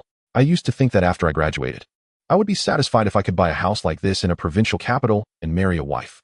I never expected to buy an entire floor directly." Once things were mostly settled, Wang Cheng asked Xiaqin to take him to find his parents. According to what Xiaqin had said earlier, they couldn't afford such a complete apartment and were living in a dormitory-like place built by Ma Tian, where 7 or 8 people shared a single bedroom with bunk beds. The living conditions were poor, but for survivors like Xiaqin, it was just barely affordable. As they walked along the road, Xiaqin said softly, "Uncle's condition might not be good. Wang Cheng, you should be mentally prepared." Wang Cheng's heart sank upon hearing this, and he quickened his pace. A series of events had just unfolded, and Wang Cheng didn't have the time to inquire about Xiaqin's situation. During this journey, it was Xiaqin who briefly explained the circumstances of the 2 elders. It turned out that at the onset of the apocalypse, she had been with her parents, and they had been fleeing together since then, facing numerous dangers along the way. They were not awakened ones, just a group of ordinary people. And the hardships they endured to survive and the dangers they faced were unimaginable. However, Wang Cheng's parents had heeded his warnings before the apocalypse and stockpiled some supplies, which helped them through the most difficult early days of the crisis. Additionally, thanks to the strong military presence in their area, they were fortunate to be rescued by a group of soldiers shortly after leaving their original residence. They encountered many perils along the way but eventually managed to reach the survivor base in their area, becoming some of the first residents there. Although their supplies had dwindled significantly and their living conditions were not ideal, they had managed to stay alive. Unfortunately, during their escape, Wang Cheng's father's leg was injured by a mutated creature that tore away a large chunk of flesh. While this might not have been a big deal before the apocalypse, it became problematic afterward. To date, only simple first aid had been administered, and they hadn't even used much anti-inflammatory medication. The situation had worsened, and the wound had become infected, leading to high fevers that kept Wang Cheng's father bedridden for several days. Xiaqin explained, "Actually, we previously used some of the supplies allocated to us by the military to pay rent. But recently, my uncle's condition has deteriorated, and we had to use food to exchange for medicine. Unfortunately, medicine is too expensive. It's a pity that the supplies provided by the military take several days' worth to even trade for 1 piece of anti-inflammatory medication. You need to be mentally prepared for your uncle's situation." At that moment, Wang Cheng understood why Xiaqin hadn't provided supplies for Ma Tian's rent. She had given away her own supplies, knowing that Wang Cheng's parents were unable to escape the pursuit of Ma Tian's subordinates due to their mobility issues. Therefore, she had only used her own resources and not theirs. As a result, the overdue rent was solely her responsibility. Wang Cheng felt a sense of gratitude. Although Xiaqin claimed that she was helping because they had supported each other through their journey, Wang Cheng knew how rare such kindness was in the apocalypse. Many selfish individuals existed, and countless people had killed their own friends and family for a bit of supplies. Xiaqin's willingness to use her own resources to help his parents touched Wang Cheng deeply. However, this was not the time for such discussions. Wang Cheng was worried about his father's condition and followed Xiaqin as they moved from Building 7 to Building 3, which had less light and poorer conditions ahead. This used to be a normal residential building, but the interior has been transformed by certain individuals, resembling dormitories instead. Various room types, including 2-bedroom and 1-bedroom layouts, are filled with all kinds of beds. In a room of about 100 square meters, over 40 people can be crammed in, with clothes carelessly thrown around and the floor covered in trash, permeated by an unbearable stench. Xiaqin brought Wang Cheng inside, and a few individuals even approached Wang Cheng, saying, "Hey, beautiful, Haven't found a good job today? Let me tell you, if you go with my brother, you just have to lie down to make money. Isn't it comfortable?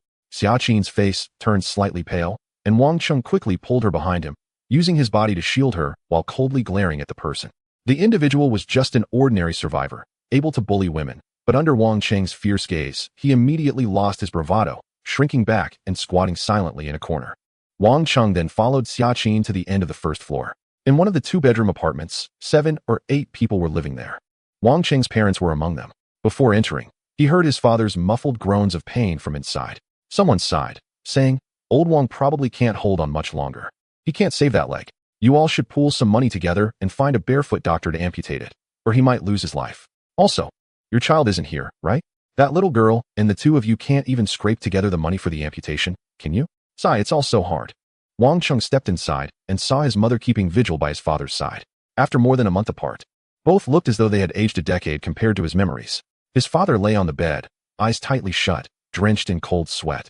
With a blood-soaked bandage on one leg, the pain evident on his face. The surrounding environment was in terrible condition, resembling a pigsty. Wang Cheng's heart ached at the sight. These were his parents who had raised him. On the way here, Wang Chung had thought of many possibilities, but he never expected to meet his parents in such a manner. Chapter 122, You Come Too. From Haicheng to Fengtian, Wang Chung had been worried about his family. Outside Fengtian, he felt a wave of anxiety and fear, fearing that the outcome upon entering would be unacceptable. Until this moment, he had truly seen his family. Some people, in the struggle for survival during the apocalypse, only care for themselves, never considering their distant family, as if they had given up hope for those who might not survive. Others, despite the dire circumstances, insist on staying with their loved ones, choosing to face death together. Then there are those who, with no hope of returning home, face a bleak future filled with regret. In the apocalypse, everyone is trapped by circumstances. All these actions are justified, and there is no distinction between who is right or wrong, only the different choices each person makes.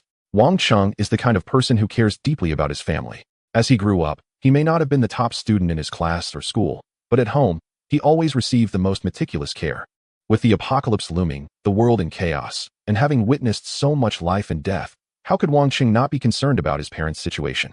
Even though almost a month had passed, he still needed to check on them. Regardless of what others thought, he had to fulfill his duty as a son. If his parents faced misfortune during the apocalypse, he needed to confirm it. If not, he could bring them a relatively better life in this harsh new world. That was what he should do. In Wang Cheng's view, surviving in the apocalypse is crucial, but there are things more important and meaningful than mere survival. In a chaotic dormitory filled with many people, Wang Chung slowly approached. His parents only noticed him as he got closer, hardly believing their eyes. They thought their son might have perished long ago in Haicheng. Even if he hadn't, they never imagined he would come to Fengtian to find them. Knowing how difficult it was to cross cities in such dire circumstances, although they were living in terrible conditions, they still held on to despair, hoping Wang Chung was doing well in Haicheng. To their surprise, they saw him right there in front of them. His arrival directly changed their situation. Su Xinghai and Zhang Chao, who shared a dorm room with Wang Chung, also felt their eyes redden. They were close friends, sharing similar personalities and habits, and they all cared about their families. Seeing this scene stirred many emotions in them, and though it was hard to contain, they immediately helped Wang Cheng's parents pack their belongings and move out. Wang Cheng's mother held his hand and said, "This place is fine to live in, it's cheap. You've come all the way from Haicheng and must have suffered a lot. Don't spend so many resources on housing. Your dad and I can manage here just fine." Hearing this, Wang Chung felt a slight tremor in his heart. His parents understood him well. They knew he didn't have many advantages and naturally thought that his arrival at the survivor base in Fengtian must have been quite challenging, with limited resources. In that situation, they didn't want him to waste precious supplies on them. They wanted to save the good things for their child, even though they were in such dire circumstances. Even his father, who was barely hanging on, reached out and grasped Wang Cheng's hand, weakly saying, "It's okay, son. I'm doing well, I'll get better. Don't worry about me. Just focus on what you need to do. We can take care of ourselves." Over the past month, they had witnessed the anxiety and despair of the apocalypse and understood the difficulties it brought. They didn't want to be a burden to Wang Chung. Wang Cheng's heart was filled with indescribable emotions. In this apocalyptic era, the young and strong always seem to fare better than the older generation, who are often trapped in suffering, becoming the bottom tier of society, slaughtered by monsters and trampled upon by the powerful. But has anyone ever considered that without these aging individuals who can no longer keep up with the times, where would the current generation find the resources to combat this apocalypse? Wang Chung took a deep breath, momentarily speechless, as if a heavy stone was lodged in his chest, making him feel uneasy. Then he said, "Don't worry, I have plenty of supplies. I even have a convoy. I can protect you. I'm not short on resources. Let us go? Eldest brother, third brother, come help."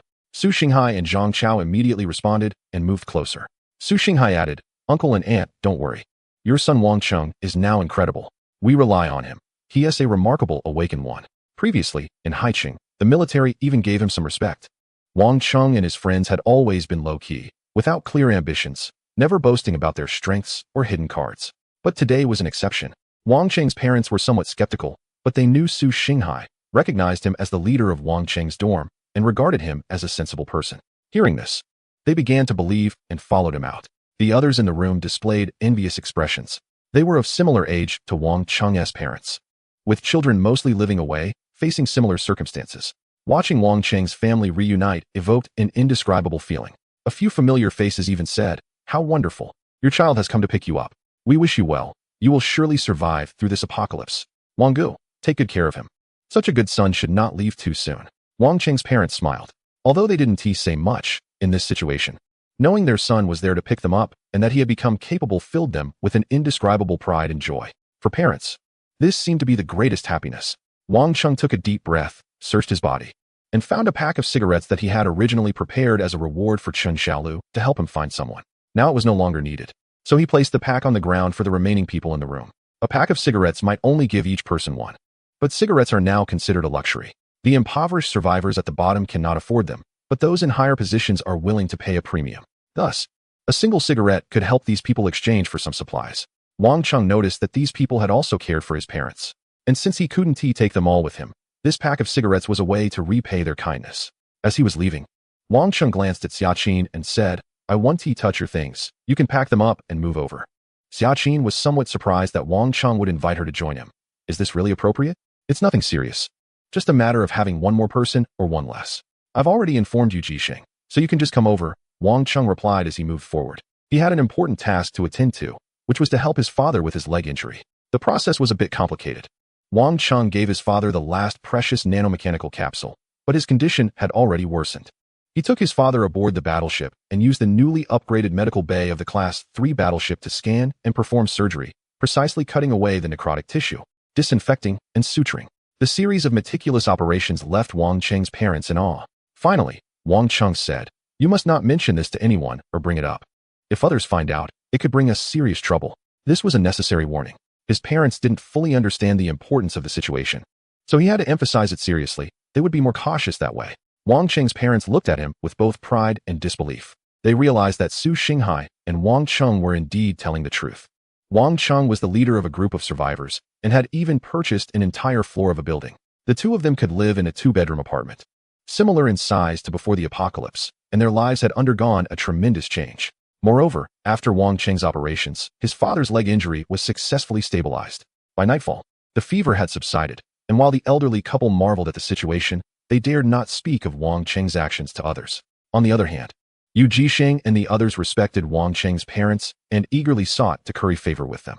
While it was difficult to win over Wang Cheng himself, his parents were always open to such attention. Wang Cheng was indifferent to this. Having these people help out meant his parents wouldn't need to do anything themselves.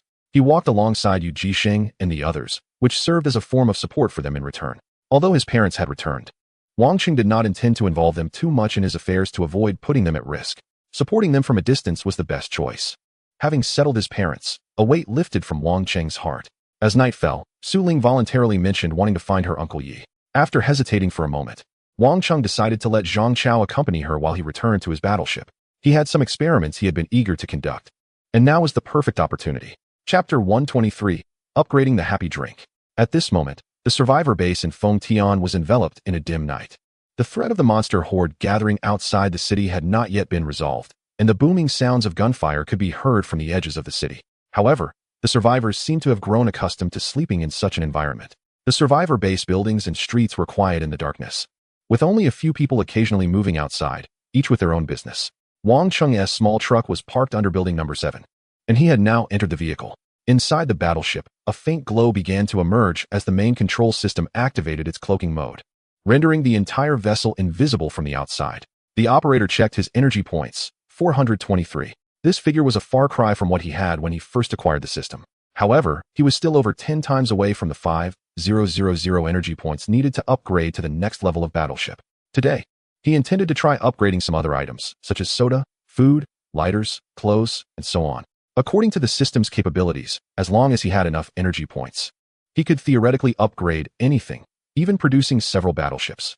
The only issue was whether he could afford the consumption. While creating another battleship was indeed possible, it was unnecessary. What he needed now was quality, not quantity. He planned to upgrade his current battleship first, ensuring dominance on the battlefield before considering a second one. He was curious about how seemingly useless items would change after being upgraded. Previously, he had been treading on a knife's edge, with scarce energy points. So he had never attempted such upgrades. But now, with over 400 energy points in hand, he had more than enough to upgrade those miscellaneous items. Even if it was insufficient for the battleship, he wanted to see what advanced technology could arise from upgrading items like soda and bread. Would there be unexpected benefits? Driven by pragmatism, he first chose the lighter, a somewhat lethal item. In the system's recognition, a standard lighter was classified as a level 1 item, requiring just 1 energy point for an upgrade. The level 2 lighter saw its flame temperature rise sharply from around 500 degrees to 300 degrees, akin to a windproof lighter, costing 3 energy points for the upgrade. The lighter's state changed from flat plastic to a metallic alloy, significantly increasing its capacity and allowing temperatures to reach 500 degrees with a larger flame. The only drawback was that it still required fossil fuel to burn. Fortunately, the consumption was low and the fuel inside was still sufficient, so he continued the upgrades. This time, it required a total of 9 energy points, and the upgrade options branched into functionality and offensiveness. After a brief hesitation, he instinctively chose offensiveness. Although it was an experiment, having an offensive capability was quite appealing. In this round of upgrades, the lighter slightly altered its form, and its functionality changed dramatically. It gained 2 modes, the normal lighter function and a flame-throwing feature. By switching to the flame-throwing mode, he could fire a stream of flame, similar to a flamethrower. Despite the limited duration it could sustain the flame, it could instantly ignite a living person. Even a monster would not escape. Wang Cheng squinted his eyes, feeling a surge of excitement. The lighter started to change in a remarkable way. After another upgrade, with 15 energy points, the lighter surged to level 5. It gained an additional function, explosion mode. When activated, the lighter would explode 5 seconds later, with its power influenced by the amount of combustible material present. Throwing it would unleash a force comparable to a high-temperature incendiary device. Wow! It could shoot flames, act as explosives, and even light a cigarette. This was incredible. Wang Cheng felt a rush of exhilaration. However, reaching level 5 meant that upgrading to level 6 would require double the energy points, a total of 30. Taking a deep breath, Wang Cheng decided to make one final upgrade.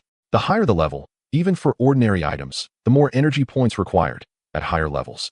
Wang Cheng couldn't afford to experiment recklessly.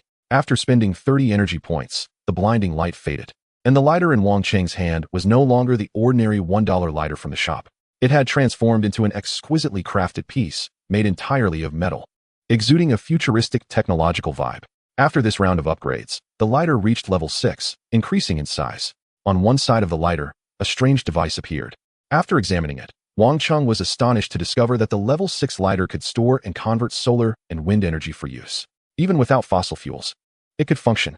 At level 6, the original incendiary function was replaced by a visual smart control panel, allowing for timed explosions, with power equivalent to that of a high-explosive bomb.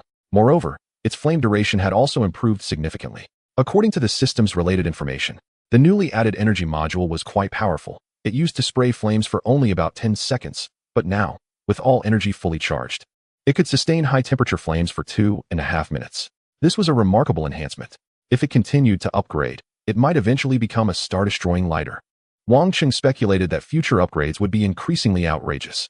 Unfortunately, his finances were tight, and he wouldn't be able to support the lighter reaching that level. At this moment, upgrading the level 6 lighter to level 7 would require a whopping 60 energy points. If he continued upgrading, the 400+ energy points he thought were quite substantial would all be spent on this one item. However, looking at the changes in the lighter, Wang Cheng grew more confident about upgrading his battleship.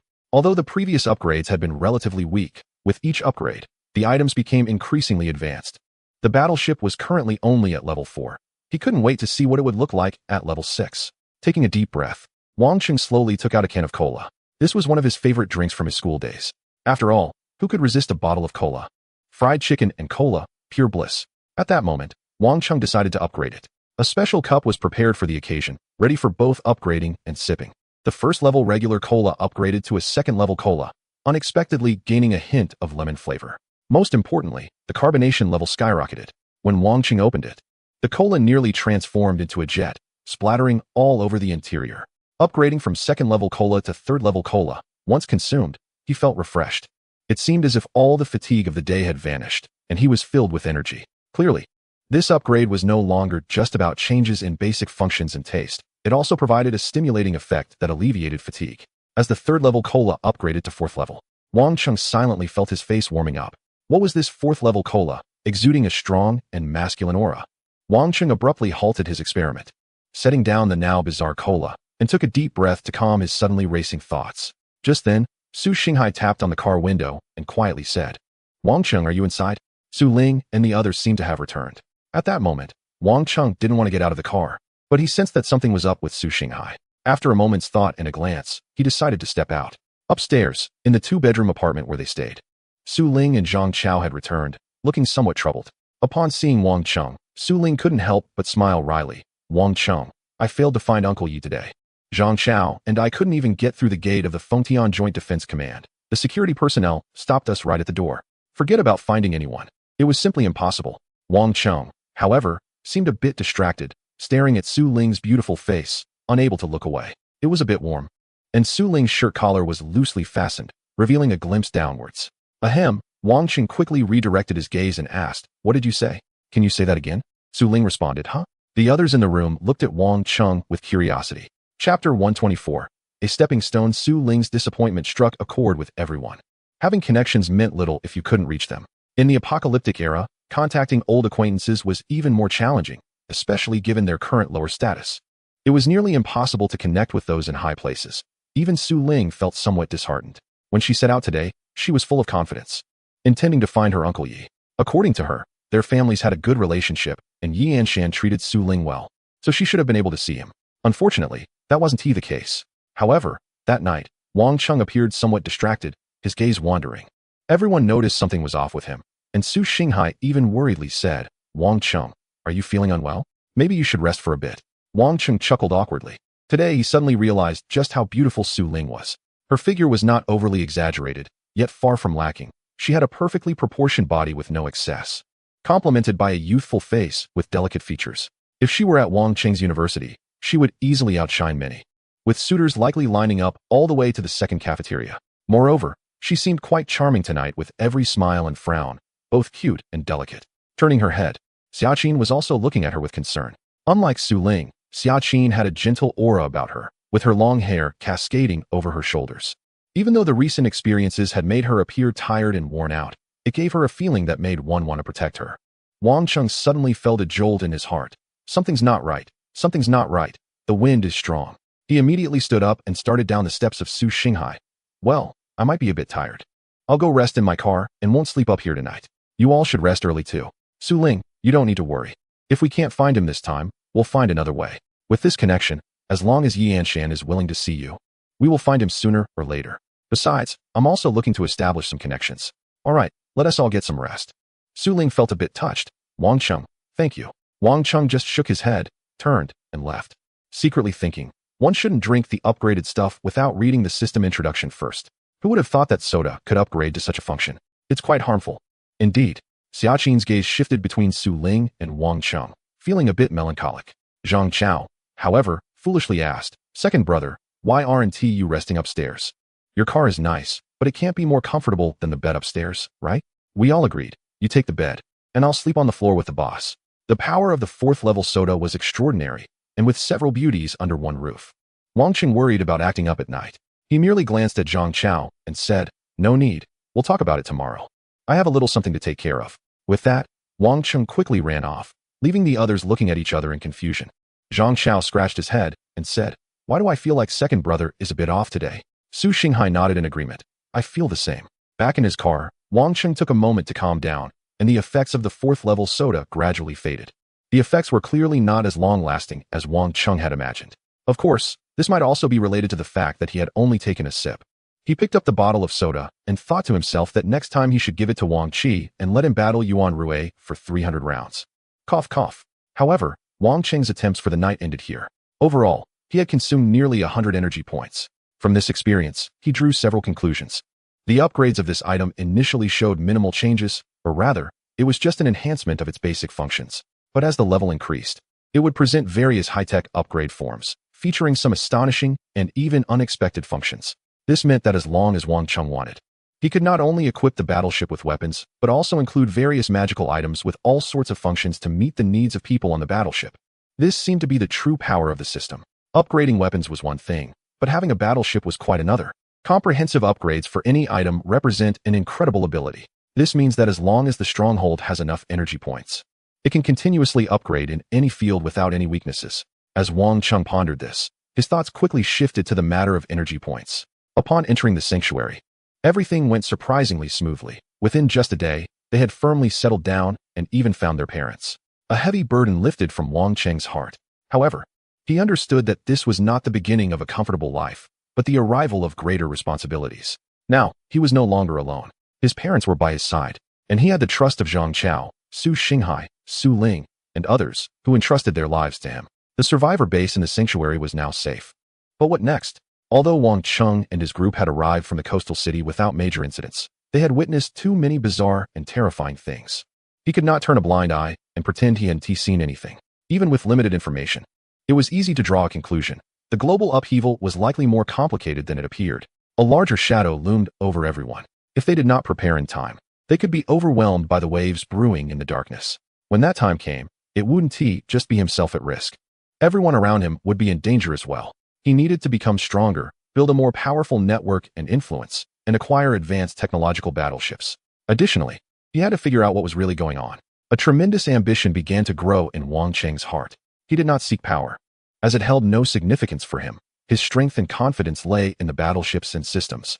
The stronger the battleships and the higher the levels, the more powerful he would become. In this era, those with strength had the voice, and at the survivor base, Wang Cheng sought status and information. He wanted to help Su Ling connect with the higher-ups, and he needed to make those connections himself. Moreover, he needed to find ways to continue hunting mutated creatures to obtain energy points. Surrounding the survivor base were monsters and mutated beings. Hunting them for energy points was not difficult. Wang Cheng thought that if he could establish connections and participate in the city defense operations of the survivor base, he could smoothly engage in those activities. Harvesting energy points would then be a natural outcome, but acquiring 5,000 energy points would likely take some time. On the other hand, Wang Cheng was more eager to understand the root of the apocalypse. He believed that those in power must know something. He had to uncover those secrets and take preemptive measures. Otherwise, their current state was akin to blind men crossing a river, which was extremely dangerous. The importance of information was self-evident. Since he could not connect with Yi Anshan, Wang Cheng planned to pursue leads through the research institutions at the survivor base. According to the earlier introduction by Chen Xiaolu and the various insights gathered along the way today, the internal structure of the Fengtian survivor base consists of three parties: the military, the government, and research institutions, which are almost on equal footing, creating a tripartite balance. Without an appropriate identity and unable to connect with personnel from the government or military, I have decided not to pursue this route for now. Forcing my way through would likely lead to trouble, given the sensitivities involved with both sides. However, the research institutions should be simpler and more straightforward. Moreover, their research is undoubtedly related to the apocalypse, directly intersecting with them, which should allow me to obtain the information I seek. Wang Cheng recalled the actions of the experts during the last moments in Haiqing, becoming increasingly convinced that they definitely knew something. They believed they could derive something from those meteorites. Otherwise, they wouldn't have been so desperate, even risking their lives to collect the fallen meteorite fragments and gather information. This behavior reflects a targeted action with purpose, suggesting that they must have had some intelligence beforehand. If the experts in Haiqing were like this, how much more so at the Fengtian survivor base? Wang Cheng was confident that there must be something he wanted here. The question was how to navigate this relationship and draw the attention of the research institutions. Simply showcasing an awakening ability wouldn't suffice. At best, he would be treated like an ordinary awakened individual. To gain recognition, he needed to connect with the top figures and core information of the research institutions to earn a higher status. In the dimly lit cabin of the warship, Wang Cheng's gaze shifted to the newly upgraded level 6 lighter in his possession. His eyes narrowed slightly. It was a sophisticated piece of cross-era technology that wouldn't expose his background. Perhaps it was the best choice. Chapter 125. Who is he? Just as Wang Cheng was deep in thought in the vehicle, at the military district of the Fengtian survivor base, Xu Bing was completing nearly a day of investigative reporting.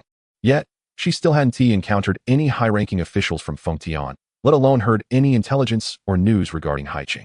She had been placed in a single room, supposedly for her convenience, but in reality, she was being tightly controlled, unable to even leave the room.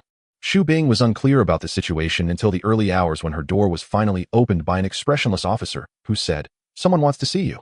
Xu Bing was then taken out of the small room and led through the command center of the Fengtian survivor base, surrounded by busy personnel. As she moved her gaze around, she couldn't discern any useful information. Eventually, she was brought into a spacious office where Yi Anshan was waiting for her. This was their first meeting, but Xu Bing recognized Yi Anshan at once. Although Yi Anshan wasn't well known among the general populace, he was quite famous in military and political circles around Fengtian. Yi Anshan glanced at Xu Bing and politely chatted with her about trivial matters for a moment before getting straight to the point. He turned a tablet toward Xu Bing and asked, "Do you recognize the people and vehicles in this?" Xu Bing took a look. The image was a satellite photo, somewhat blurry. After zooming in and studying it for a while, she could finally see the details. The moment she could clearly make it out, she gasped in shock. The image on the tablet showed the car form of a certain advanced combat aircraft. It was gliding over the ground. In the background, not far from the vehicle, lay a massive fifth-level mutated creature, the previously mentioned flying shark. However, in the image, this fifth-level creature could no longer be proud. Its head was completely gone. Lying motionless on the ground, covered in wounds, clearly having been killed by the advanced fighter. Xu Bing had heard about the creature being taken down, but witnessing it firsthand was still shocking, especially with the satellite image, which captured a vast area. At this moment, the vehicle had already moved far away from the fifth-level creature, making the contrast with the massive beast even more apparent. However, due to the blurriness of the image, she could only make out a rough outline of the vehicle. What surprised her even more was how Yi Anshan knew about this incident. Nevertheless, Xu Bing had promised not to show her surprise to Wang Cheng, so her expression of shock lasted only a moment before she managed to control it. She lifted her head and looked at Yi Anshan without saying a word. Yi Anshan seemed to have not noticed Xu Bing's reaction at all. He silently picked up a cup of water infused with goji berries and took a sip, saying lightly, "This is the last satellite image we monitored. 2 days ago, this vehicle, or rather, its previous form, killed a fifth-level mutated creature outside the grain depot in Su Bay. We happened to have a group of soldiers nearby who recorded almost the entire hunting process. Although the image is poor and distant, we can confirm that this vehicle once transformed into an aircraft with vertical takeoff and landing capabilities. After successfully taking down the fifth-level creature, it transformed back into a vehicle and left. From the situation in the image, it's hard to say whether there was a driver inside. I don't know how much you understand about this apocalyptic situation, but the technology displayed in the vehicle alone is beyond human capabilities. Experts from research institutes say this technology is at least decades ahead. Unfortunately, our resources are limited, and we cannot trace its specific route, but it can be confirmed that it does not originate from anywhere in the region. Judging by the direction, it likely comes from a coastal city. We indeed don't have much information about that city, so I want to ask you if you know anything about this vehicle. What exactly is it? Who is behind it?" At first, Yi Anshan's tone was calm, but as he spoke further, he leaned forward, his gaze serious as he fixed it on Xu Bing. Hearing this, Xu Bing felt a sense of relief in her heart. She had just thought that the survivor base in the region had figured out Wang Cheng's identity and realized that she had come with him, which was why they asked her this question. But now it seemed that it was because the survivor base had little information about Haicheng. And Yi Anshan speculated that this vehicle came from Haicheng, which is why he sought her out for inquiries. Indeed, Wang Cheng's vehicle had changed again and was completely different from the car in the footage. Even if the military had extraordinary capabilities, in this era, it would be difficult to recognize Wang Cheng just by the model of the vehicle. However, Xu Bing had some doubts about Yi Anshan's question. What kind of existence was Wang Cheng? Where did his advanced technology come from? If this had been before, when she had just encountered Wang Cheng in Haicheng, she might have unhesitatingly disclosed everything about him and even suggested that the military capture Wang Cheng and his companions for research. But now, after everything she had witnessed during their journey, no matter Wang Cheng's background, he was clearly a human on the side of humanity, and that alone was enough. She knew that in the current situation, recklessly revealing Wang Cheng's identity could bring him great danger. Therefore, after a moment of silence, she simply shook her head, feeling the immense pressure emanating from the prominent figure before her. Calmly, she asked, "Since he has killed fifth-level mutated creatures, then he cannot be one of them. I think he is unlikely to be our enemy." Yi Anshan glanced at Xu Bing, narrowed his eyes, and seemed to ponder deeply. After a moment of silence, he slowly said, "It seems you know quite a lot. I know what you want to ask. You want to know what happened to the people of Haicheng, right? What news have you heard on the road?" Xu Bing frowned, as Yi Anshan's words left her somewhat confused. Just as she was about to respond, Yi Anshan continued, "I can tell you this. The fleeing group from the Haicheng survivor base, including the military, consists of nearly 50,000 people who reached Pingfeng Mountain outside Haicheng yesterday, preparing to establish a survivor base there. This morning, their commander, Huang Yuqing, even called me, wanting our assistance. Upon hearing this, Xu Bing was taken aback. This statement was in stark contrast to the information she had received from Wang Cheng and Yu Jixing. Over there, it was said that the fleeing group from Haicheng had mysteriously disappeared, while here it was reported that they had successfully arrived at Pingfeng Mountain. Xu Bing believed that Wang Cheng had no reason to deceive her, and Yi Anshan wouldn't either. Was there a mix-up in the information, or was it something else? Xu Bing suddenly felt a chill rise within her. Across from her, Yi Anshan held a cup of steaming goji berry water, the mist blurring part of his face. His eyes, which seemed to hold a hint of a smile, quietly observed Xu Bing's facial expression like a shadow lurking behind the scenes. That night, Wang Cheng made plans, and as soon as dawn broke, he called upon Qin Xiaolu to help him establish connections with research institutions to see if he could reach any experts or professors there. Research institutions are the closest entities to ordinary survivors among the three major systems of the military, government, and others, as some of their studies are closely related to awakened individuals and humanity. Many connections come from these areas, making relationships and networks within research institutions relatively easier to find. Wang Cheng, being generous, directly packed the high-tech lighter he was planning to offer into a box and handed it to Qin Xiaolu, saying, "Once you find a connection, just give this to them and say that if they are interested, I hope to have a face-to-face meeting." Qin Xiaolu was startled by Wang Cheng's mysterious demeanor and didn't dare to be careless. He carefully took the item and went off to handle the matter. Meanwhile, Wang Cheng didn't remain idle. During the day, he set off with Su Xinghai and Zhang Chao to the edge of the survivor base in Fengtian to see if there were opportunities to climb the city walls and hunt mutated creatures. These creatures were energy points. Wang Cheng was counting on getting rich from the mutated beings outside the Fengtian survivor base. Based on his previous experiences in Haicheng, he was optimistic about the situation, but he didn't expect to hit a wall that day. Chapter 126, Testing the Waters Previously. While at the temporary survivor base in Haicheng, Wang Cheng easily joined the military self-defense forces and participated in defensive operations. Arriving at the Fengtian survivor base, he assumed the process would be similar. He and Zhang Chao found a defensive position and prepared to volunteer for the mission. Wang Cheng was eager to join the fight, not only for the energy points, but also for weaponry. His laser cannon, along with the main weapon after level 3 and the dual missile module, could be supplied by the warship itself. However, ammunition for ship-mounted rifles and dual rocket launchers needed to be sourced externally. While rifle bullets were manageable, it would be challenging to acquire rocket launcher ammunition without military support. Therefore, his goal was to restock the warship's firepower. Unfortunately, upon arrival, Wang Cheng realized he had taken things for granted. The Fengtian survivor base was vast, and the defensive zones were extensive. The military had divided it into several major defensive sectors, numbered from 1 to 9, with each sector having stationed troops and responsible personnel. Wang Cheng arrived with high spirits, but waited for over 2 hours before finally encountering the responsible officer coming down from above. As the number of monsters outside the Fengtian survivor base increased, the military's defensive lines were under significant pressure. However, when the officer heard their intentions, he could only smile wryly and directly informed Wang Cheng that there were no regulations for recruiting ordinary survivors for combat at the Fengtian survivor base. Only awakened individuals could join the awakened teams to fight alongside the military personnel on the defensive lines. However, although the person in charge rejected Wang Cheng, they expressed gratitude for Wang Cheng and others' willingness to contribute to the protection of their home, stating that there aren't many survivors like them anymore. Wang Cheng and the others were taken aback. Wasn't it true that non-military personnel couldn't participate in hunting monsters? This was quite different from what Wang Cheng had thought before. At this moment, he recalled Captain Zhang fondly.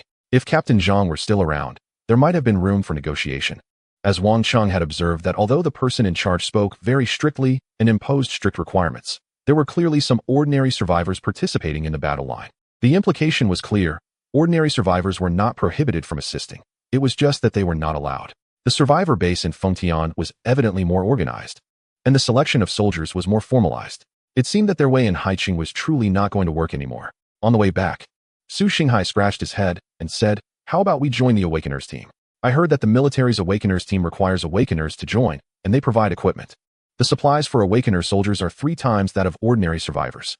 All 3 of us are Awakeners. Maybe we can take this route." However, it seemed that joining would mean a semi-militarized management style and having to execute missions, which would limit their freedom. Wang Cheng frowned a bit. Joining the Awakeners team had many advantages, but also many restrictions. Inside the survivor base, having no worries was good. But working there wasn't as casual and free as in the ruined cities during the apocalypse. Of course, The strict control by the Fengtian survivor base was undoubtedly a responsible action for countless survivors there. Apart from someone like Wang Cheng with special needs, others were quite pleased to see this formal military state. Many would rather not be summoned to deal with monsters. Even just standing behind the wall and shooting at those mutated creatures, many survivors didn't have the courage and preferred to avoid it if possible. Only someone like Wang Cheng would be troubled by not being able to kill mutated creatures. Su Xinghai's suggestion was noted by Wang Cheng, but he wasn't in a hurry because he still had connections at the research institute. He believed that his lighter would hold enough weight as a bargaining chip. As long as Qin Xiaolu could deliver things to the right people, he would surely be able to establish connections with the research institute. And perhaps there would be changes then. For now, he wasn't in a rush for the next couple of days. They had wandered outside for half a day with little gain, but Wang Cheng gradually felt more at ease. Just right, these 2 days could be taken as a rest. No one was made of iron. After the apocalypse broke out, Wang Cheng had been on high alert. Now that he had finally arrived at the survivor base, he should enjoy the safety of life here. However, just as they returned to Building 7 of the community, Wang Cheng and the others saw that quite a few people had gathered below their building, and it was noisy, seemingly indicating that a conflict had erupted. Wang Cheng instantly accelerated the car, honking as he approached, and his pupils constricted. Below Building Number 7, 2 groups were in a standoff. Wang Cheng did not recognize the group on one side, led by a flamboyant young man who tossed a flame in his hand, wearing a cold smirk. On the other side were Wang Cheng's people. Yu Jisheng and the others were all holding guns, looking tense, while in front, Wang Qi was being supported by Yuan Rui. Barely able to stand. At a glance, one of his right legs was broken, with exposed bone and mangled flesh, yet Wang Qi did not utter a sound.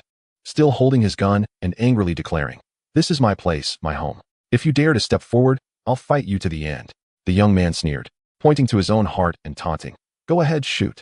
Aim here and see if you kill me. Will the security team execute you on the spot? Huh. Not even a single awakened one among you. Just worthless trash. I broke one of your legs with a kick, and you're acting so tough. Are those 2 old geezers your parents? Haha. Do you believe I could go over and break their ribs one by one?"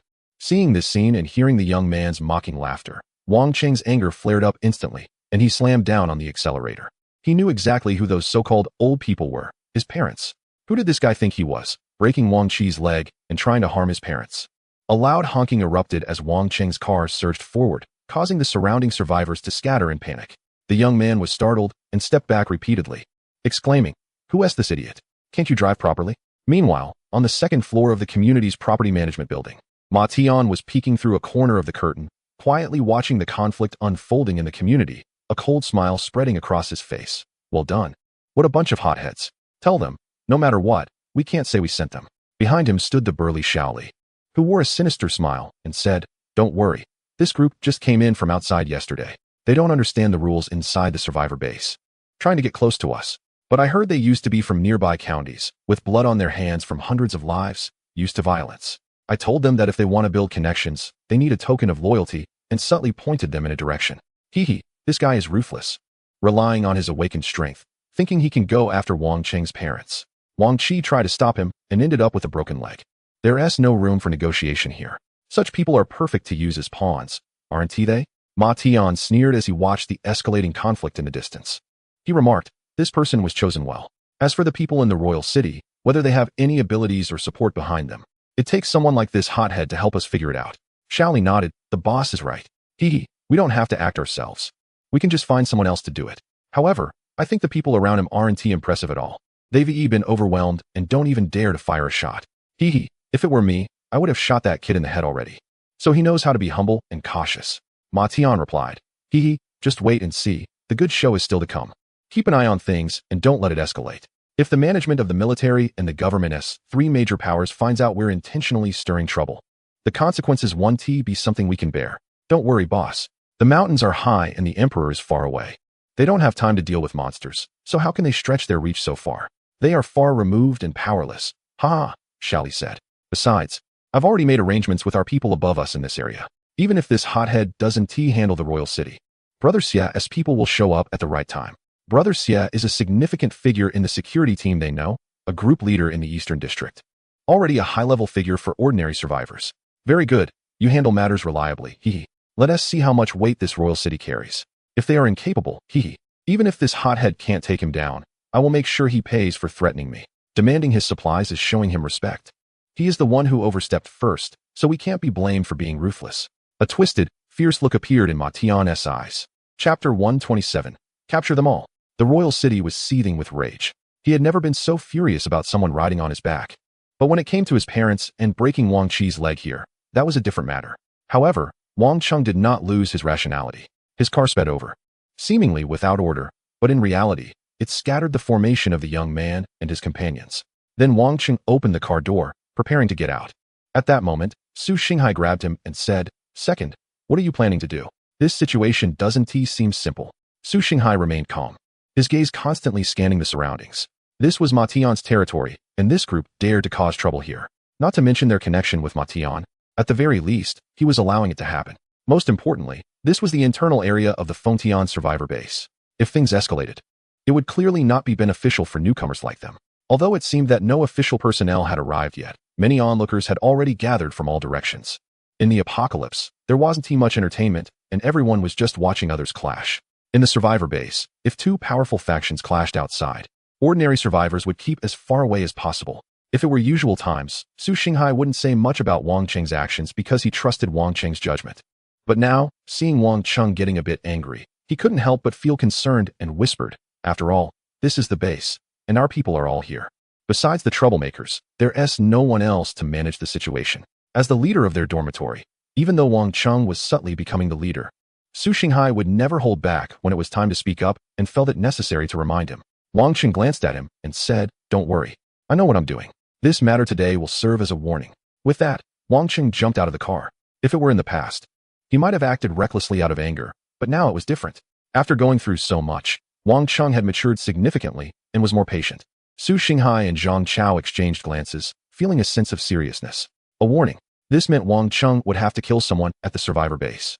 After getting out of the car, the young man sneered, "Oh, I thought someone with sharp eyes was coming back. Turns out it's your leader." Wang Cheng merely shot him a cold glance before turning to Wang Qi and Yu Jisheng. Wang Qi was barely holding on, and upon seeing Wang Cheng, his eyes turned red. Wang Qi was never a tough guy. He had just been holding on by sheer will. With Wang Cheng's arrival, he felt a sense of relief and began to show his vulnerability. Wang Cheng took a look at Wang Qi's injury, which looked worse up close than from a distance. The attacker clearly intended to cripple his leg without holding back. Wang Cheng said, "Have you lost your mind? You're a regular person going against awakened ones." Given this injury, it was a miracle Wang Qi hadn't passed out, a sign of how much he had improved since the beginning of the apocalypse. Wang Qi replied, "I just got heated. They were pulling at our guardians, and you treat me so well." Wang Qi was speaking from the heart, and Wang Cheng could see that. Seeing this big man with red eyes speaking like this made Wang Cheng feel a mix of emotions. He said, "Yuan Rui, take him to the car." Yuan Rui was strong but said, "Wang Cheng, you have great abilities, but you can't just ignore him." Wang Qi was Yuan Rui's support, and if anything happened to him, she would be in trouble too. However, Wang Cheng sensed that Yuan Rui was genuinely anxious, not just for her own interests. If it were purely for her own sake, asking Wang Cheng for help at this moment wouldn't be appropriate. Wang Cheng looked deeply at her and Wang Qi, realizing that true feelings are revealed in times of crisis. "Don't worry, I'll make sure he is fine."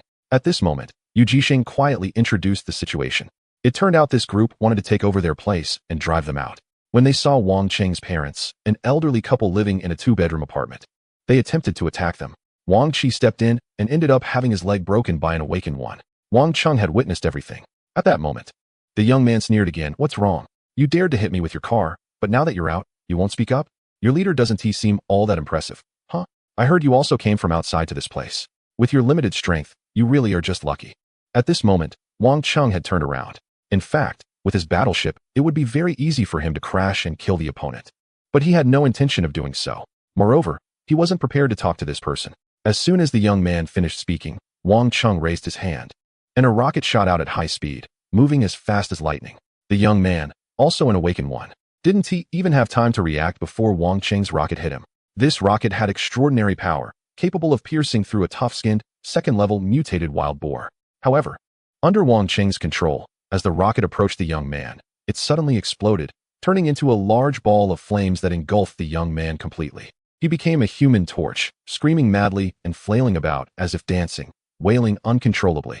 The arrogance from just moments ago vanished in an instant. The younger man's subordinates all turned pale, some wanting to rush in to save him, but Wang Cheng directly stated, "Who wants to save him? Do you want to die too?" Standing in the center, Wang Cheng's gaze swept across the crowd, and everyone felt a chill run down their spine. Even Yu Jisheng shrank his neck, thinking to himself, I've known Wang Chung for so long, but this is the first time I've seen him this furious. He's really angry. The people around were completely stunned, even forgetting that this was a survivor base where killing was prohibited. Looking at Wang Chung at this moment, everyone was willing to believe that anyone who dared to speak up would truly be eliminated.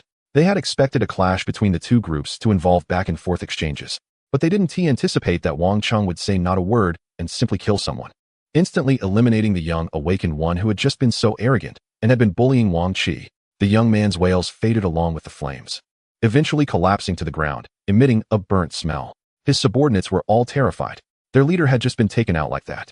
Someone looked at Wang Chung and trembled, saying, Bro, it was all him. It has nothing to do with us. Not far away, in a small building, Shaoli felt a chill as well and said, That guy just died like that. That young man was considered a master among first-level awakened ones, yet he was killed so swiftly, without even having a chance to react. Is Wang Chung also an awakened one? Could he be a second-level awakened one? Ma Tian's expression was also extremely grim. At this moment, he felt somewhat relieved that he was not the one directly facing Wang Chung. Luckily, he had been smart enough to send someone else to test the waters. Moreover, he was even more grateful that when Wang Chung had threatened him earlier, he hadn't responded in kind. It was clear now that on that day, Wang Chung was not joking. Had he pushed further, blood would surely have been spilled. The most critical point was that Wang Chung indeed had that kind of strength. Ma Tian had managed to reach his position as an awakened one, a first-level awakened with ice abilities, and he was somewhat more powerful than the average first level. This was why he had previously dared to send someone to meet Wang Chung and the others. However, he asked himself, given the speed at which Wang Chung had just acted, unless he prepared to respond with all his might, it would be impossible to dodge, and he would undoubtedly die. Listening to Xiao Li's words, Ma Tian gritted his teeth and said fiercely, Damn, this guy is really ruthless. Hurry, tell Xie Ji's people not to come over. This guy is so arrogant and killed someone in public. He probably has some background. We can't afford to provoke him, but we can avoid him. Let's maintain peace with them. Ma Tian's mind was quick to turn. Although he was shocked, he was also ready to back off immediately. His position among the survivors was not just due to his awakened abilities. He was also clever, not a hot-headed fool eager to fight. The group, led by Wang Chung, was no ordinary crowd, and there was no need to deal with him over a matter of pride. If things escalated, it could lead to serious trouble. However, as soon as Ma Tian finished speaking, Shaoli exclaimed, Oh no, Xie Ji's people are here. Below, the crowd parted, and two vehicles from the East District security team of the Fengtian survivor base drove in. Several members of the security team jumped down and glanced around the scene. The bald man in the lead pointed at Wang Chung and the others, sternly saying, It looks like you guys have killed someone? Don't you know the rules of the Fengtian survivor base? Do you really think this is a lawless place? Arrest all of them. Chapter 128. A harmonious scene. Although the Fengtian survivor base's security team had the name of a security force, they were not professional police officers from before the apocalypse. Most of them were recruited from among the survivors. This was a necessity due to the circumstances at the Fengtian survivor base. In the face of the apocalypse, there was a shortage of manpower. The military needed to fill the gaps in the defense of the survivor base, while the government was in charge of overseeing the internal situation of the base. With hundreds of thousands of people in the large survivor base, it was manageable when there was sufficient manpower before the apocalypse.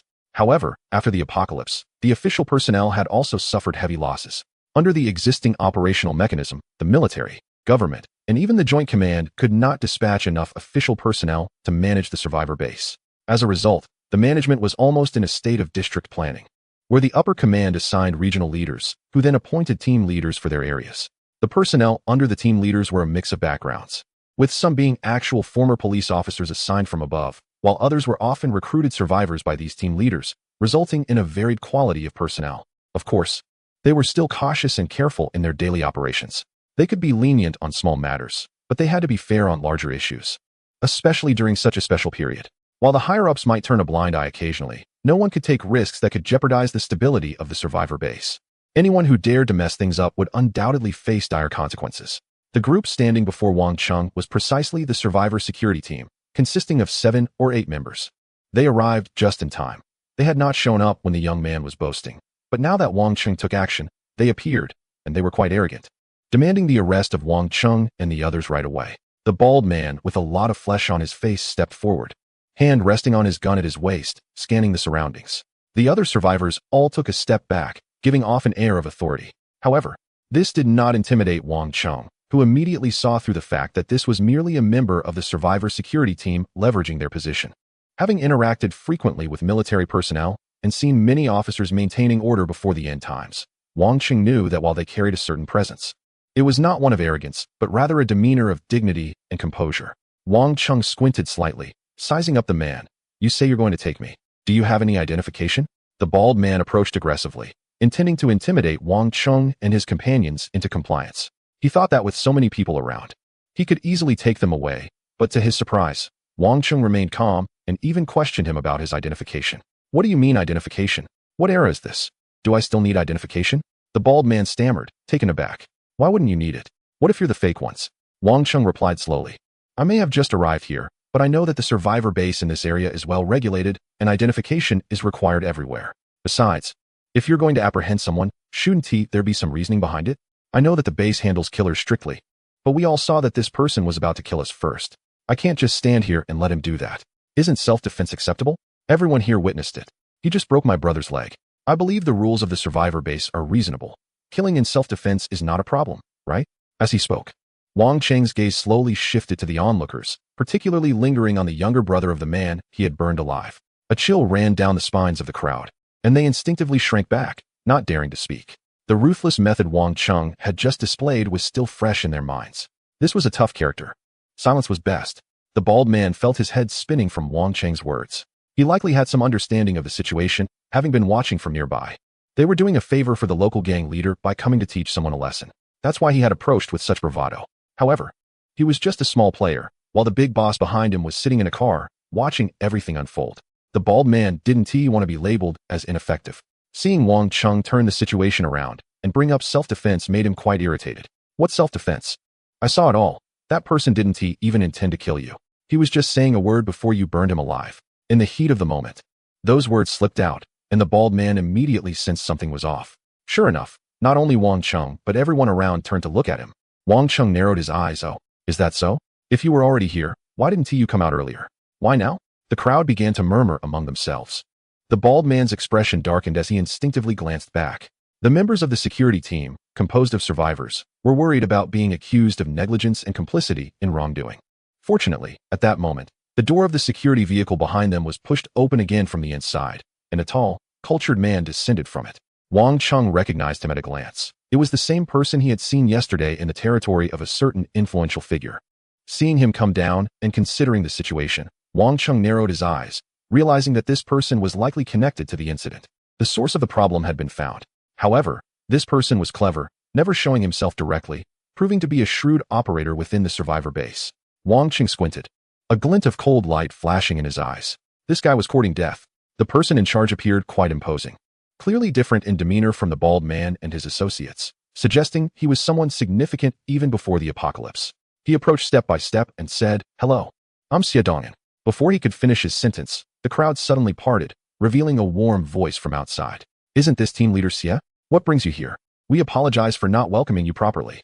Both Xie Dongyan and Wang Qing turned in surprise to see Ma Tian and his group walking through the parted crowd.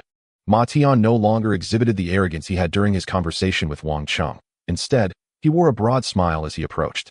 Passing by the charred corpse of a young man, he leaned close to Wang Qing and whispered, "Brother, I'm sorry I wasn't here earlier. I've heard about what happened. Don't worry, this is my territory, and I won't let anything happen to you with these people acting recklessly." Wang Qing was momentarily taken aback. Xie Dongyan also seemed puzzled, staring at Ma Tian as if to say, "Didn't you ask me to come? Why are you suddenly showing up?" The next scene left both Wang Qing and Xie Dongyan in a state of shock. Ma Tian had indeed come to mediate. He proactively testified that this group was causing trouble for Wang Qing and that Wang Qing was acting in self-defense. Although Ma Tian was secretly allied with Xie Dongyan, it was not appropriate to reveal this connection openly, so he spoke in a way that facilitated a compromise. Wang Qing was stunned, unable to articulate a response after having just spoken vigorously. The timing of Ma Tian's appearance was perfect, providing an explanation for why he had not intervened earlier. If Wang Qing did not know about the alliance between Xie Dongyan and Ma Tian, he would likely have already resolved his doubts and felt grateful to Ma Tian. Xie Dongyan, meanwhile, was even more bewildered, his eyes fixed on Ma Tian. However, being intelligent, he quickly sensed that something had changed regarding the day's events. He took a step back and agreed with Ma Tian's assertion, promptly apologizing to Wang Qing. Ma Tian said, "Brother Wang Qing, something happened on my turf, and I truly feel sorry about it. I'll find a doctor to take a look at your brother's leg, and by the way, I've recently got a box of fresh jelly oranges. I'll bring them over for you." In this era, Fresh fruit is as precious as gold. And Ma Tian was genuinely trying to make amends. Wang Qing stared at him, still a bit unhappy. He didn't want to let it go just like that. However, Wang Qi, who had been standing by and unwilling to leave, pulled Wang Qing's arm and shook his head. I'm fine, brother. I know you have important matters to attend to. Let's focus on the bigger picture and not waste time on these people. I'm okay. Wang Qing glanced at him, took a deep breath, and nodded. However, he secretly thought, since you, Ma Tian, are the mastermind behind this, I won't let it go today. You'll see the consequences later. If the people Ma Tian incited hadn't hurt Wang Qi, it would have been fine, but since Wang Qi was seriously injured, Wang Cheng would never let this slide. At that moment, however, Wang Cheng wasn't prepared to explode on the spot.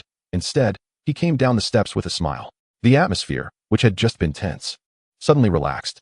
Yet, everyone harbored their own thoughts and exchanged glances, creating a tense yet seemingly harmonious atmosphere. Chapter 129, Great Influence. With Ma Tian's mediation, this matter was blown out of proportion, then reduced to triviality. Ma Tian and Xie Dongyan, along with the surrounding survivors, were familiar figures. As soon as they appeared, the onlookers quickly dispersed. Not everyone could afford to gossip about such significant figures. From this, it was evident that individuals like Ma Tian and Xie Dongyan were top tier among these ordinary survivors. As the crowd dispersed, the young man's subordinates were all arrested by the bald men on the grounds of creating trouble. This turn of events left Yu Jisheng and others dumbfounded. Ma Tian smiled and exchanged a few more words with Wang Cheng before taking Xie Dongyan back to his small building. Wang Cheng said nothing further, just watched their backs. He knew he would have his day with those two in the future. Afterwards, Wang Cheng and his group also dispersed. He pondered for a moment, and then took Wang Qi aboard the battleship. His injury was severe, and if not treated promptly, he might lose a leg. Although Wang Qi didn't say much, Wang Cheng understood what losing a leg meant in this apocalyptic era. Wang Cheng's battleship was just the place to handle such external injuries. He led Wang Qi directly into the medical bay, isolating everyone else outside. Wang Qi thought Wang Cheng had no other options and spent the journey comforting him, saying, "Brother, I'm fine. Don't worry." It wasn't until Wang Cheng brought him into the medical bay that Wang Qi nearly dropped his jaw in astonishment. What kind of black technology is this? Under the scanning and precision surgery in the medical bay, Wang Qi's leg wound was quickly treated, and the bones were successfully realigned. Wang Cheng waited patiently throughout the entire process. The operation of the medical chamber requires a certain amount of battleship energy, but now he has 2 irregular energy crystals. He lacks everything except energy, and he certainly has more than enough energy for the medical chamber to function. This time, Wang Cheng has completely regarded Wang Qi as one of his own. As he observes the battleship growing larger with upgrades, Wang Cheng realizes it's time to cultivate a group of his own people. Zhang Chao and Su Xinghai alone are not enough, because in the future, he believes that the battleship will become a platform for air, space, and even cosmic warfare, potentially growing larger than cities or planets. As the captain, even with the help of auxiliary systems, it would be difficult to manage every aspect effectively. Therefore, he needs personnel, and a lot of them. He wants to prepare in advance so that he won't be left without trustworthy people when the time comes. Wang Cheng does not want to face issues with personnel that could lead to his battleship's demise at a critical moment. Thus, he has been waiting by Wang Qi's side. During this time, Yuan Rui, feeling uneasy, wanted to come in to check, claiming that the doctor sent by Ma Tian had arrived, but was directly refused by Wang Cheng. The doctor was astonished. Although he hadn't seen Wang Qi in person, he had heard about the severity of Wang Qi's injuries and found it challenging. He thought it was absurd that this person didn't want to see a doctor, but Wang Cheng remained resolute in his refusal. The surgeries in his medical chamber are extremely precise, and the internal environment is sterile, which is hard to find even in the survivor base in Fengtian. The doctor brought by Ma Tian wasn't even from a top-tier hospital, so how could Wang Cheng possibly let Wang Qi be operated on by him? However, through this incident, Wang Cheng could see that Yuan Rui seemed to have genuine feelings for Wang Qi. The 10-year age difference is indeed rare. Under general anesthesia, Wang Qi took some time to wake up, and Wang Cheng couldn't help but marvel at how this young man managed to win over a woman like Yuan Rui. Although Wang Cheng had little interaction with her, he could tell that she was not an ordinary person before the apocalypse. It was impressive that Wang Qi could impress her. As dusk fell, Wang Qi finally awoke slowly, surprised to see the condition of his leg. Wang Cheng informed him of the medical chamber's treatment report. "Don't worry, your leg is saved. You just need to rest for a while, and soon you'll be able to walk and run normally." Wang Qi was astonished. He knew the extent of his injuries. He had already given up hope, thinking that under the apocalyptic medical conditions, his leg was beyond saving. But looking at Wang Cheng's advanced medical chamber, he finally said, "Thank you." Wang Cheng replied, "You don't need to thank me. You did this to protect my family, which is what I should do. But you need to keep this matter confidential. I will wrap your leg later." And don't mention anything about this place. Just say, I found someone to help you with your leg. Do you understand? Wang Qi listened intently and said, understood. Don't worry, brother, I won't speak about your matters outside. Wang Qing glanced at him deeply and replied, that's good. But I have a question for you. What is it? Do you want to become an awakened one? In Wang Qing's hand, there was still a vial of first-level special serum obtained from a mutated giant bird. Wang Qi's eyes lit up at this. As soon as they got out of the car, Yuan Rui immediately hugged Wang Qi, looking around with red eyes, as if she was about to cry at any moment. Wang Qi just smiled and lifted his leg, saying, it's fine. With Wang Qing here, I'm okay. You can rest assured. Yuan Rui then turned her head and nodded vigorously, thanking Wang Qing repeatedly. Just as Wang Qing was about to say something, he saw Chen Xiaolu running over in a hurry, looking both excited and thrilled. He felt a spark of inspiration and nodded to Wang Qi before approaching Chen Xiaolu. Chen Xiaolu pointed behind him, indicating a military vehicle with a white license plate parked outside. He whispered, brother, Professor Chen from the Research Institute wants to see you. Right now? Pausing for a moment, he added excitedly, brother, what exactly is that thing you gave me? I had someone deliver it today, and just as I was about to get in the car, I was called back. You don't know, I watched those experts study it for half a day. Wang Qing just smiled and remained silent. His stepping stone had worked. Under Chen Xiaoyu's lead, they walked towards the military vehicle together. A man in military uniform got out of the vehicle, looked at Wang Qing, and said, I am Song Xingde from the guard team of the Fengtian Research Center. You must be Wang Qing? After confirming his identity, Song Xingde gave Wang Qing an identification badge and let him get in the vehicle, taking him straight to the research center. Chen Xiaolu didn't have the qualifications to follow and reminded him before getting in, brother, this Professor Chen is over 60. A dual PhD in physics and biology, an old scholar. Chen Xiaolu looked even more excited than Wang Qing because someone like Professor Chen was a heavyweight figure in the research center. Someone he had only heard of but could never approach. Now, Wang Qing not only had contact with him but was even invited over. He was incredibly thrilled. If he could climb the ladder through Wang Qing, he would surely rise to the top of the power structure in the Fengtian survivor base.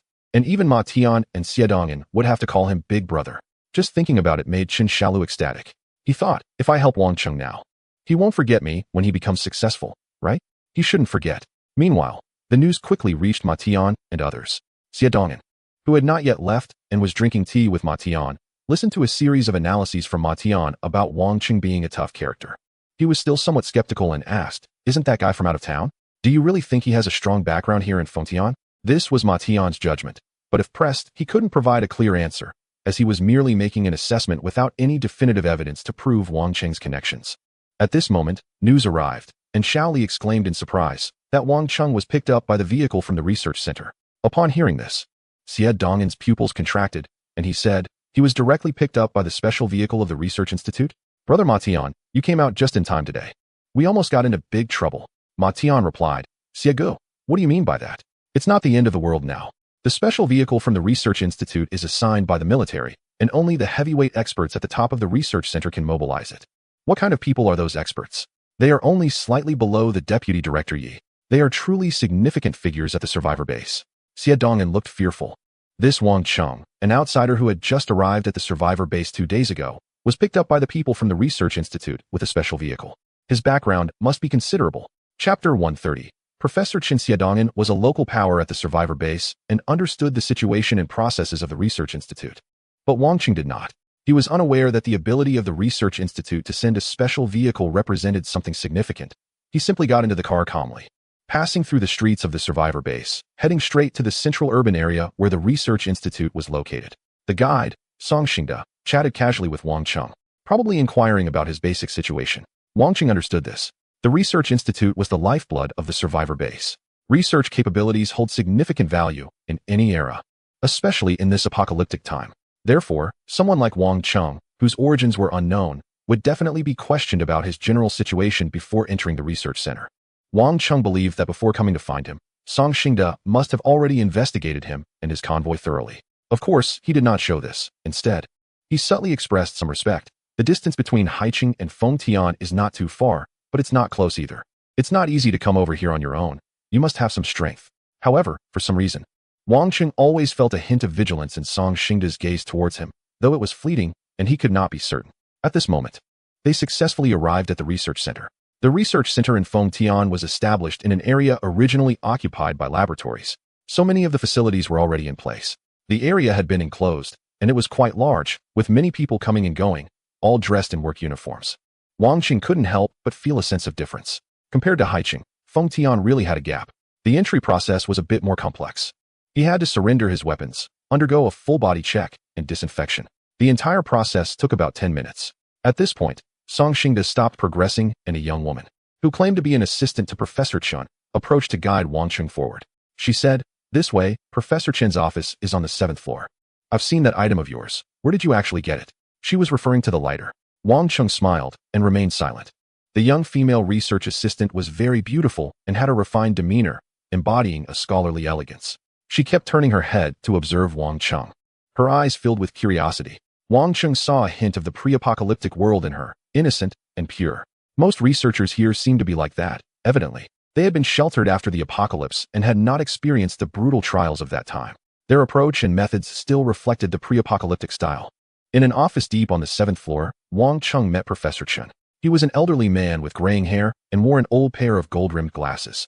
The room was large but dimly lit, cluttered with piles of literature and electronic devices, creating a somewhat chaotic atmosphere. When Wang Qing was brought in, Professor Chen did not stand up from behind his desk, but simply gestured for Wang Qing to sit across from him. The female assistant discreetly left the room. As Wang Qing took a seat, he noticed that Professor Chen seemed to have just been calculating some formulas and data, but now, his eagle-like sharp eyes were fixed intently on Wang Qing. This was different from Wang Qing's expectations, despite Professor Chen's scholarly appearance. The intensity in his gaze was far from that of a mere academic.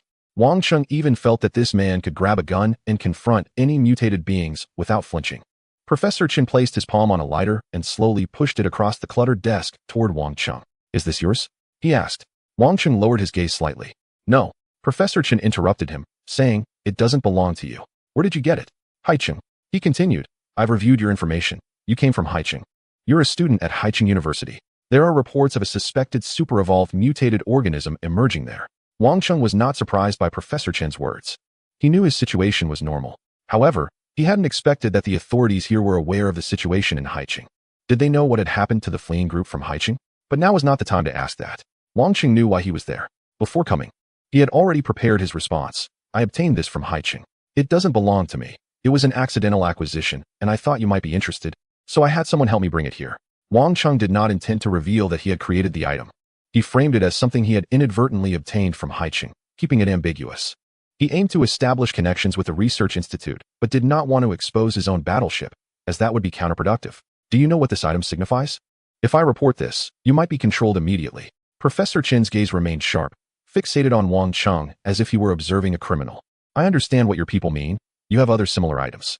Child, I know what you're trying to do, using this to gain connections with research institutes. But you're still too young. You don't realize what this item represents. Although it's just a lighter, its technology is decades ahead of our time. Each individual function on this lighter is not particularly impressive, but the challenge lies in having these functions coexist harmoniously within such a small device. Not only can no lighter manufacturer in the world produce this, but even our military would find it difficult to create without a blueprint. Do you understand what I mean?" Professor Chen's reaction was somewhat intense, but it was within Wang Qing's expectations. Wang Qing was no longer a child. He understood that using this advanced lighter as a stepping stone was a gamble filled with both risks and opportunities. Thus, Professor Chen's words did not deeply affect him. He remained calm, nodding and saying, "I understand, of course I do. That's why I hope to hand it over to the state for protection. Also, I'm not looking to gain assistance from research institutes solely through this item." "Professor Chen, may I call you that?" "You are correct. I do want to secure connections. As a newcomer, there's nothing better than directly aligning with the top of a research institute. However, there's one thing you've misunderstood. What I want goes beyond mere cooperation. Of course, I also seek protection. Clinging to someone for support means becoming a parasite, and parasites can be removed at any time. Therefore, I come with the intention of cooperation. I believe you didn't directly hand me over to the military or pass this item to them because you were willing to hear me out, right?" Wang Qing's composed response caused Professor Chen to frown, his sharpness slightly fading. He said, "Of course, if this item is handed over, who knows how long it will take to come back to me. I suspect there is something off about it. I'm willing to meet you because your people said you have more than just this item. To be honest, I couldn't cooperate with you unless you bring me everything similar you picked up in Haiqing. In exchange, I can provide you with a batch of supplies that would allow you to live worry-free in the Fengtian survivor base for half a year." Upon hearing this, Wang Qing smiled and shook his head, saying, "Professor Chen, you've misunderstood my point, and I haven't expressed myself clearly. Besides this item, I do have something else that I fortuitously obtained in Haiqing.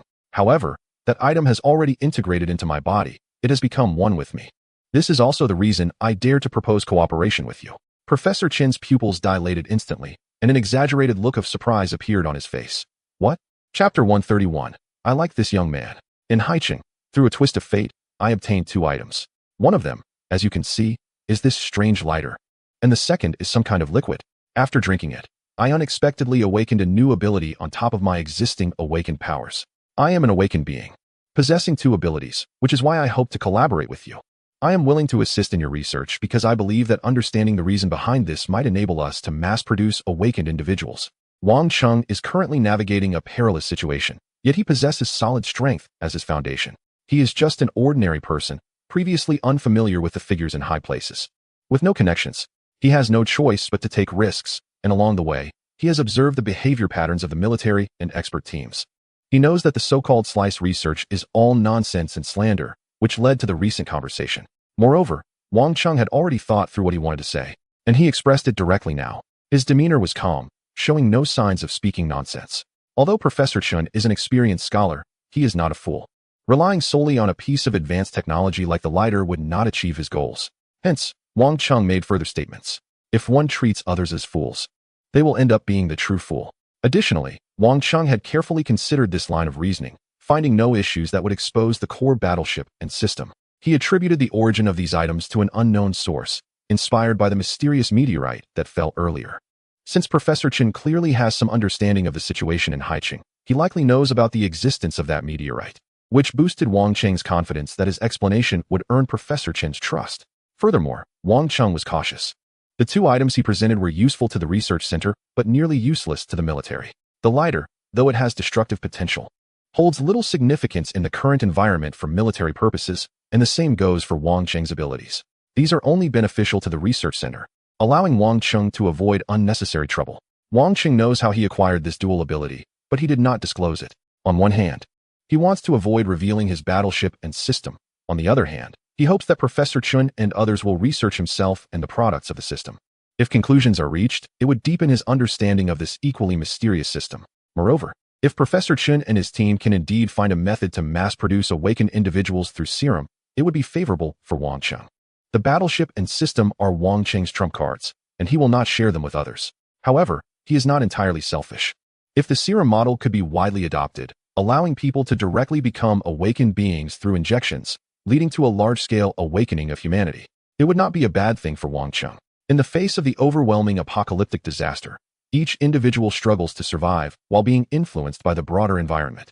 If human society were to collapse completely, it would offer no benefit to Wang Cheng. As Wang Cheng expected, when he spoke, Professor Chen's gaze flickered, as if he had recalled something that had previously fallen in High City. He quietly asked, "Did you see a meteorite? Can you elaborate on that? Do you really have 2 abilities?" His tone had noticeably softened, and he finally displayed a look of interest. Among the many awakened individuals in the Fengtian survivor base, none had ever exhibited 2 abilities, and if what this young man said was true, Professor Chen's breathing quietly quickened. Wang Cheng nodded and first showcased his abilities, speed and flame. In fact, Wang Cheng had another power. Strictly speaking, he possessed 3 abilities. But he only planned to reveal 2, which would be sufficient. Sure enough, as Wang Cheng demonstrated the 2 distinctly different awakening abilities, Professor Chen's expression changed. The scrutinizing, hawk-like gaze disappeared, replaced by a hint of excitement. Indeed, 2 abilities. How is this possible? I have studied the genes of awakened individuals, and there is simply no room for a second awakening ability. 2 abilities cannot coexist. Following that, Wang Cheng began to narrate the story he had prepared. He talked about the 2 objects he had found in High City, mixing some fabricated experiences with actual events, blending truth and fiction so that it sounded plausible. Professor Chen clearly believed him. Just as I thought, it's surprising that the items from High City made their way here. Wang Cheng then seized the opportunity to ask the questions he had been wanting to know. What exactly is this meteorite that fell from the sky? Professor Chen, how is the escape team from High City doing? When I left High City, I heard some unsettling news. Upon hearing these 2 questions, the excitement that had just appeared on Professor Chen's face vanished immediately, replaced by a serious expression, as if he had been cornered. He looked at Wang Cheng seriously and said, "I don't know about those matters. You shouldn't go around asking such questions, understood?" This was a warning. Wang Cheng furrowed his brow but nodded, "I understand." Looking at Professor Chen's expression, it was clear he knew something, but he was unwilling to speak or even hint at it. Had a tremendous change truly occurred in High City?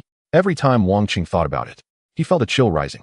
If he hadn't been disconnected from the escape team at that time, he might have been part of that mysterious situation Professor Chen referred to. At that moment, Professor Chen nodded and said, I know you studied at a university in High City and may have feelings for it, but I truly don't know about these matters. And it's better for you not to know either. It's not good for you. That being the case, Xiao Wang, welcome to the Fengtian Research Center. So, what do you want to gain from here? Professor Chen assumed that Wang Cheng was actively seeking a way in for protection or resources. Currently, within the survivor base in Fengtian, only the research center rarely goes to the battlefield and still has a large amount of material rewards. Everyone thinks that being in the research center is a good deal, and people are eager to get in, trying to use connections to find a way in. However, what Wang Cheng said next surprised Professor Chen greatly, making him realize he had completely misunderstood the situation. Wang Cheng straightforwardly said, seeking background protection is one aspect. But on the other hand, I hope to participate in the city defense of the Fengtian survivor base as an ordinary survivor to confront those mutated creatures. I've previously visited the outer city defenses of the Fengtian survivor base, and there are very few ordinary survivors involved. The management is quite strict. So I thought, are you joking? You're coming to me for cooperation, offering these things voluntarily, but in reality, it's to get to the front line to confront the monsters? Professor Chen was somewhat dumbfounded. After receiving Wang Cheng's affirmative response, Professor Chen's expression changed once again, becoming quite remarkable. Looking at Wang Cheng, a hint of appreciation appeared in his eyes as he said, at this critical moment, we need young people like you. You're impressive. While others are eager to hide wherever it's safe, you actually want to go out and confront the monsters. And you're even trying to find opportunities despite the lack of them. We are in dire need of someone like you. Very good. I have high hopes for you. Professor Chen was also someone with a strong personality, quick to change his attitude. He had just been wary of Wang Cheng, but after this conversation, he immediately changed his demeanor and became quite warm towards him. Wang Cheng had a good impression of Professor Chen. Although he was a scholar, he possessed the necessary vigilance and thoughtfulness, yet still retained the sincerity and personality of an academic. If I value you, I will be enthusiastic. If I don't, even if you are useful to me, it won't matter. He clearly favored Wang Cheng and stood up to shake hands with him, saying, come on, Xiao Wang. Let us go. I'll take you to visit the laboratory, and then you can tell me more about your situation in detail so I can see how to develop the research based on it. Don't worry. We won't harm you. The research won't endanger your personal safety, and as for the military, they won't bother you either. Later, I'll help you register, and you'll be part of my research institute, part of my research team. Chapter 132. From arrogance to humility, Professor Chen suddenly became enthusiastic towards Wang Cheng, guiding him on a brief tour of his laboratory, introducing some details, and introducing his assistants and researchers to Wang Cheng. There were too many people for Wang Cheng to remember, so he just nodded politely. Of course, Professor Chen couldn't possibly discuss every detail of the research at the center with Wang Cheng. It was just a general overview. Confidential matters related to the laboratory were absolutely not something he could disclose. However, along the way, Wang Cheng had picked up some basic information, such as the fact that the research directions at the center were quite broad. There were labs studying awakeners, as well as those focused on mutated organisms, and even experimental centers researching emerging crops and advanced technologies in the post-apocalyptic context. It could be said that the labs within this research center covered a wide range of fields related to people's livelihoods and combat in a world after disaster. If all the laboratory projects here succeeded in their incubation, it would undoubtedly elevate the situation in the region significantly. In the end, Wang Cheng introduced his own situation to Professor Chen, especially regarding his abilities. Here, he had no intention of hiding anything and laid out the details of his fire and speed abilities, even demonstrating them a few times. The things he had kept secret were related to his own interests, but since this was a collaboration, Wang Cheng couldn't afford to show no sincerity. It was a matter of principle. Moreover, given Professor Chen's enthusiasm, Wang Cheng was also keen to cooperate. If they could really develop a mass-produced special serum that would enable the mass awakening of individuals, it could only be a good thing. To Wang Cheng's surprise, Professor Chen reacted with astonishment, saying, "You are actually a level 2 awakened? Impressive. Why haven't you considered joining an awakened team?" Wang Cheng replied, "I have thought about it. But I'm not alone. I came from a coastal city, and I have many companions with me. Joining an awakened team might impose restrictions. It's not that I have any issues, but if something happens to those around me, I won't be able to reach them in time. And I fear it would leave regrets." Professor Chen paused for a moment before nodding and saying, "That's true. Most of the awakeners in the current teams are scattered survivors, and those with their own groups rarely join others. After all, the situation now is not like before the disaster. One careless moment could lead to unforeseen consequences for loved ones and friends. However, this is also beneficial. Although those in the awakened teams come here regularly for blood tests and research, Having you directly here is far more effective as you can cooperate with us at any time. Research on awakeners at the center has never ceased, and a significant amount of the research data comes from awakeners in these teams, who regularly come in for checks and ability assessments. Wang Qing added, I've always felt that this global disaster is very strange. Even if it's a virus, the speed of its spread is too rapid. My joining the research institute is also a hope to participate in the studies and understand what is really happening in this world. Hearing Wang Qing's words, Professor Chen fell silent for a moment, then sighed and said, Xiao Wang, some things are better left unknown. Otherwise, it only adds to the terror. Professor Chen, do you know something? Wang Qing asked. Professor Chen simply shook his head and replied, All right, since you are a level 2 awakened, let me assess your ability level. Inside the survivor base in Fengtian, there is a set of rating equipment for awakeners, primarily for first and second level awakeners. According to Professor Chen, there are currently no third level awakeners in Fengtian. He is quite reticent about matters concerning the source of the apocalypse and Haiqing, but when it comes to awakeners, he speaks candidly. He introduced to Wang Cheng. In the beginning, we couldn't figure out how first-level awakeners could break through to the second level. It was a soldier in the army who first self-broke through to become a second-level awakener by studying his genes, blood samples, and the state during his breakthrough. We developed a training method for awakeners' abilities. I'll provide you with a copy later. You can try it out. So far, it seems effective for both first and second-level awakeners, but the specific effects vary from person to person. Some people see significant results, while others progress slowly. Wang Cheng's heart stirred upon hearing this. He finally understood how these second-level awakeners at the Fengtian survivor base were being produced in batches. It turns out that someone had already broken through the bottleneck, and the research center developed a relatively scientific training method for awakeners based on that individual case. Wang Cheng felt a bit emotional. This is the power of science. The strength of science lies in its ability to mass-produce what were once random events. According to Professor Chen, there are currently about 7 or 8 second-level awakeners in the Fengtian survivor base. Such a lineup would be enough to attract experts from Haiqing. The team here has more members, stronger equipment, and a better research environment than Haiqing, so it's normal that they are achieving greater results now.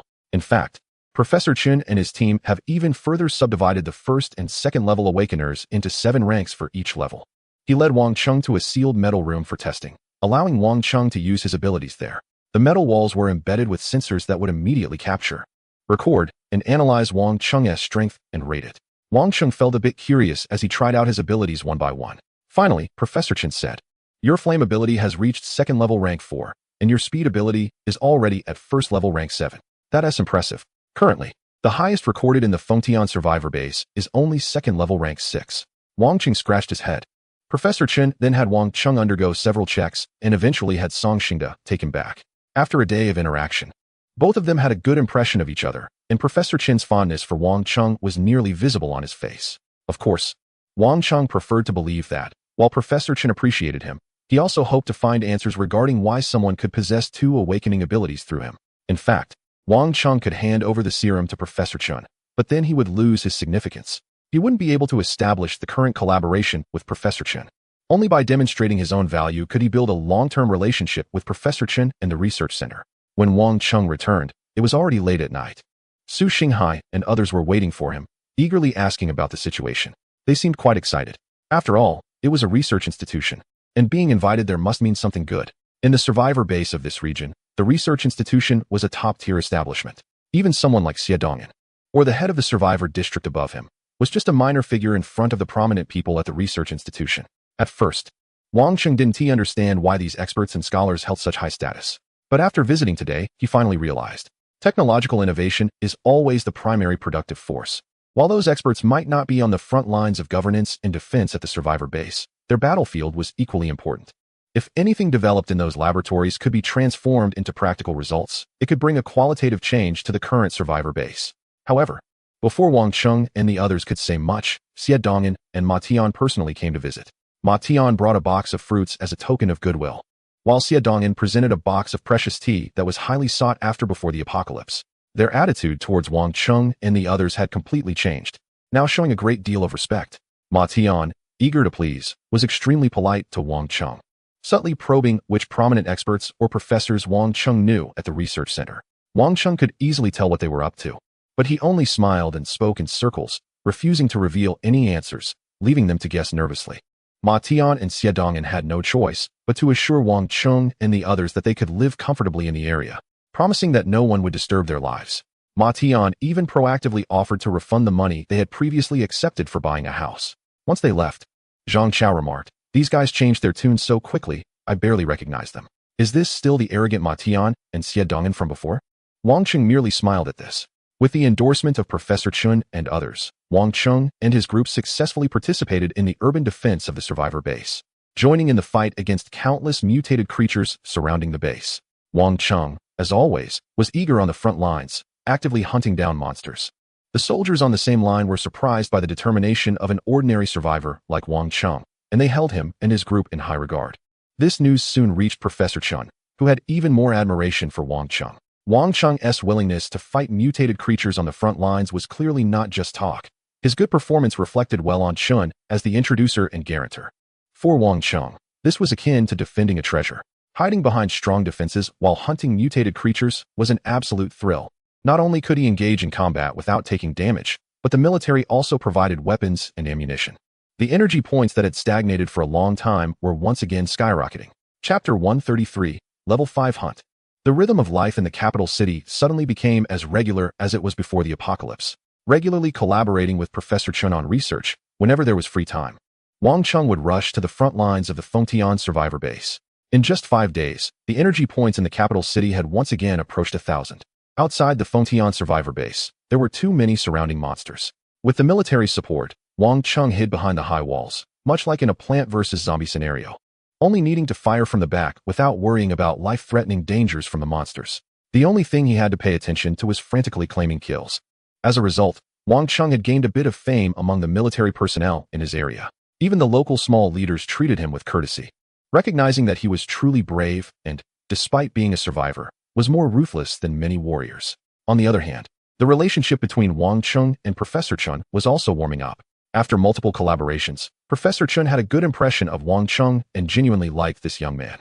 His attitude towards Wang Cheng changed, as he would greet him with a smile every day, asking him various questions. Most importantly, it seemed that Professor Chin's experiments related to Wang Cheng had made some progress, and they seemed to have caught a glimpse of some clues.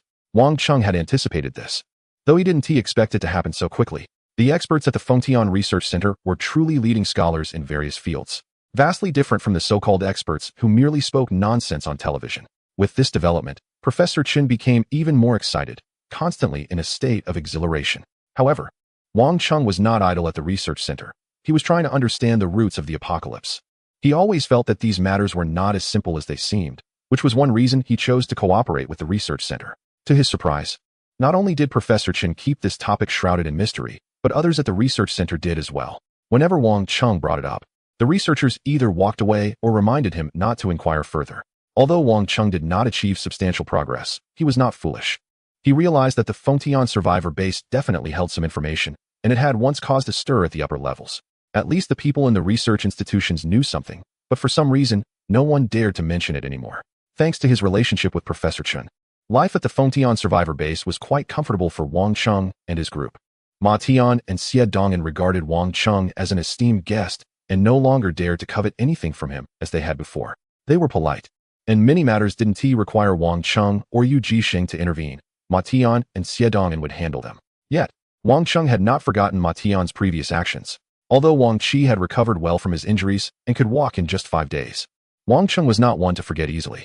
However, on that day, when Wang Cheng arrived at the research center after retreating from the defense line of the survivor base in a certain city, Professor Chin took him to his office and said solemnly, "There is a task involving a joint operation between the Awakener team, the research center, and the military. I would like you to participate and record your long-term combat data in the field for research on your awakening abilities. However, this operation may carry a high level of danger, and I would like to consult your opinion on whether you are willing to go." Wang Cheng frowned and asked, "Are we leaving the city? What is the operation about?" Professor Chin took a deep breath and said in a serious tone, "Hunting level 5 creatures." He paused for a moment and added, "It's okay, Wang Cheng. I know this is very dangerous, and you may have concerns, so you can refuse me directly." In Professor Chun's view, confronting level 5 creatures was a terrifying matter. Although this time it was a joint operation with the military, Wang Cheng had every reason to refuse. What he didn't expect was that upon hearing this, Wang Cheng not only relaxed his frown, but also blurted out, "I'll go." Professor Chun was taken aback, speechless, and thought to himself, as expected, what they said was true. You are a madman for hunting mutated creatures. While others are interested in resources, you are only interested in killing mutated creatures. Wang Chung felt a surge of excitement. What a joke, level 5 mutated creatures. They were worth at least 1,000 energy points, and to act alongside the military and the Awakener team meant that if he could secure a kill, he wouldn't have to exert too much effort to gain at least 1,000 energy points. How could he pass up such a good opportunity? Killing ordinary mutated creatures had only brought him a limited amount of energy points over the past 5 days. However, taking down a level 5 mutated creature could instantly boost his energy point reserves. If it weren't for the unpredictable strength of level 5 mutated creatures, he would have been chasing after them every day to hunt. Thus, Wang Chung directly joined this round of operations. Early the next morning, as dawn broke, Wang Chung, along with Zhang Chao and Su Xinghai, set off from their residence to the meeting point at the survivor base in the city. When they arrived, the military personnel and the Awakener team had already gathered, and the research center had sent 2 vehicles with several researchers, some of whom Wang Chung even recognized. Their intention was to have Wang Chung ride with them, but since he had come in his own vehicle, it was unnecessary. A large number of people were gathered here. With a convoy of over 10 military vehicles, the soldiers from the military were either in the vehicles or outside, standing straight and silent, not exchanging a word, simply waiting for departure, exuding an air of discipline and toughness. On the side of the Awakener team, the atmosphere was slightly more relaxed. Groups of 2 or 3 were chatting, seemingly centered around 2 specific Awakeners. When they saw the unfamiliar vehicle approaching, those 2 key members of the Awakener team moved closer. Wang Chung squinted. Although it was his first time seeing these 2 individuals, he recognized them from the information he had reviewed at the research center. There are 2 level 2 awakened individuals, one named Zheng Hailong and the other Wang Guanghua, as level 2 awakened beings. They represent the top combat strength of the survivors base in a certain area, each leading their own tactical team of awakened individuals.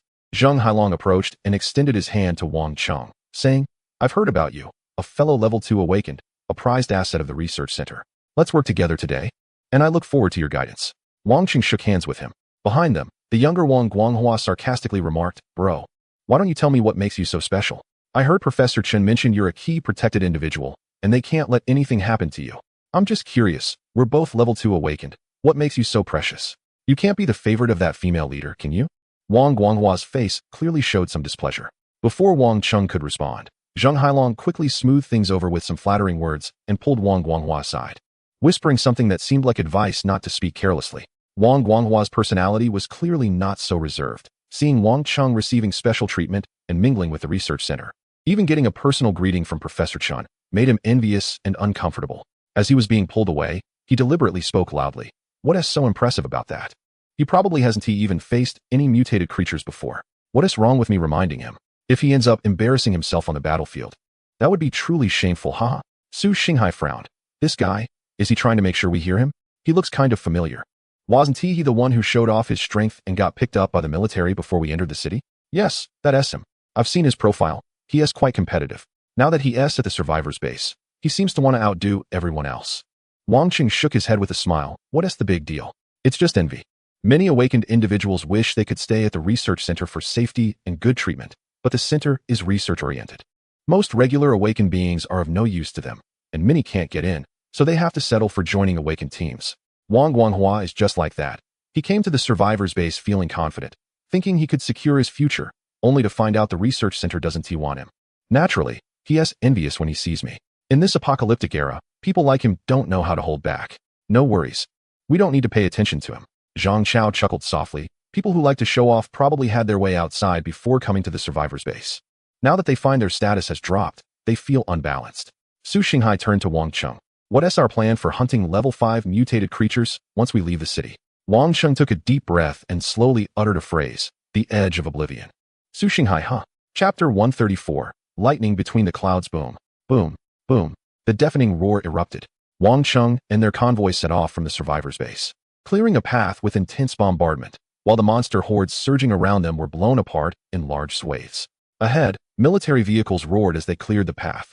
Following closely were the research center, the awakened team, and a small cargo ship in the shape of a truck. In fact, even the military team leader for this operation found it puzzling why there were only 3 people from the research center. Yet they were using such a large cargo vehicle for the mission.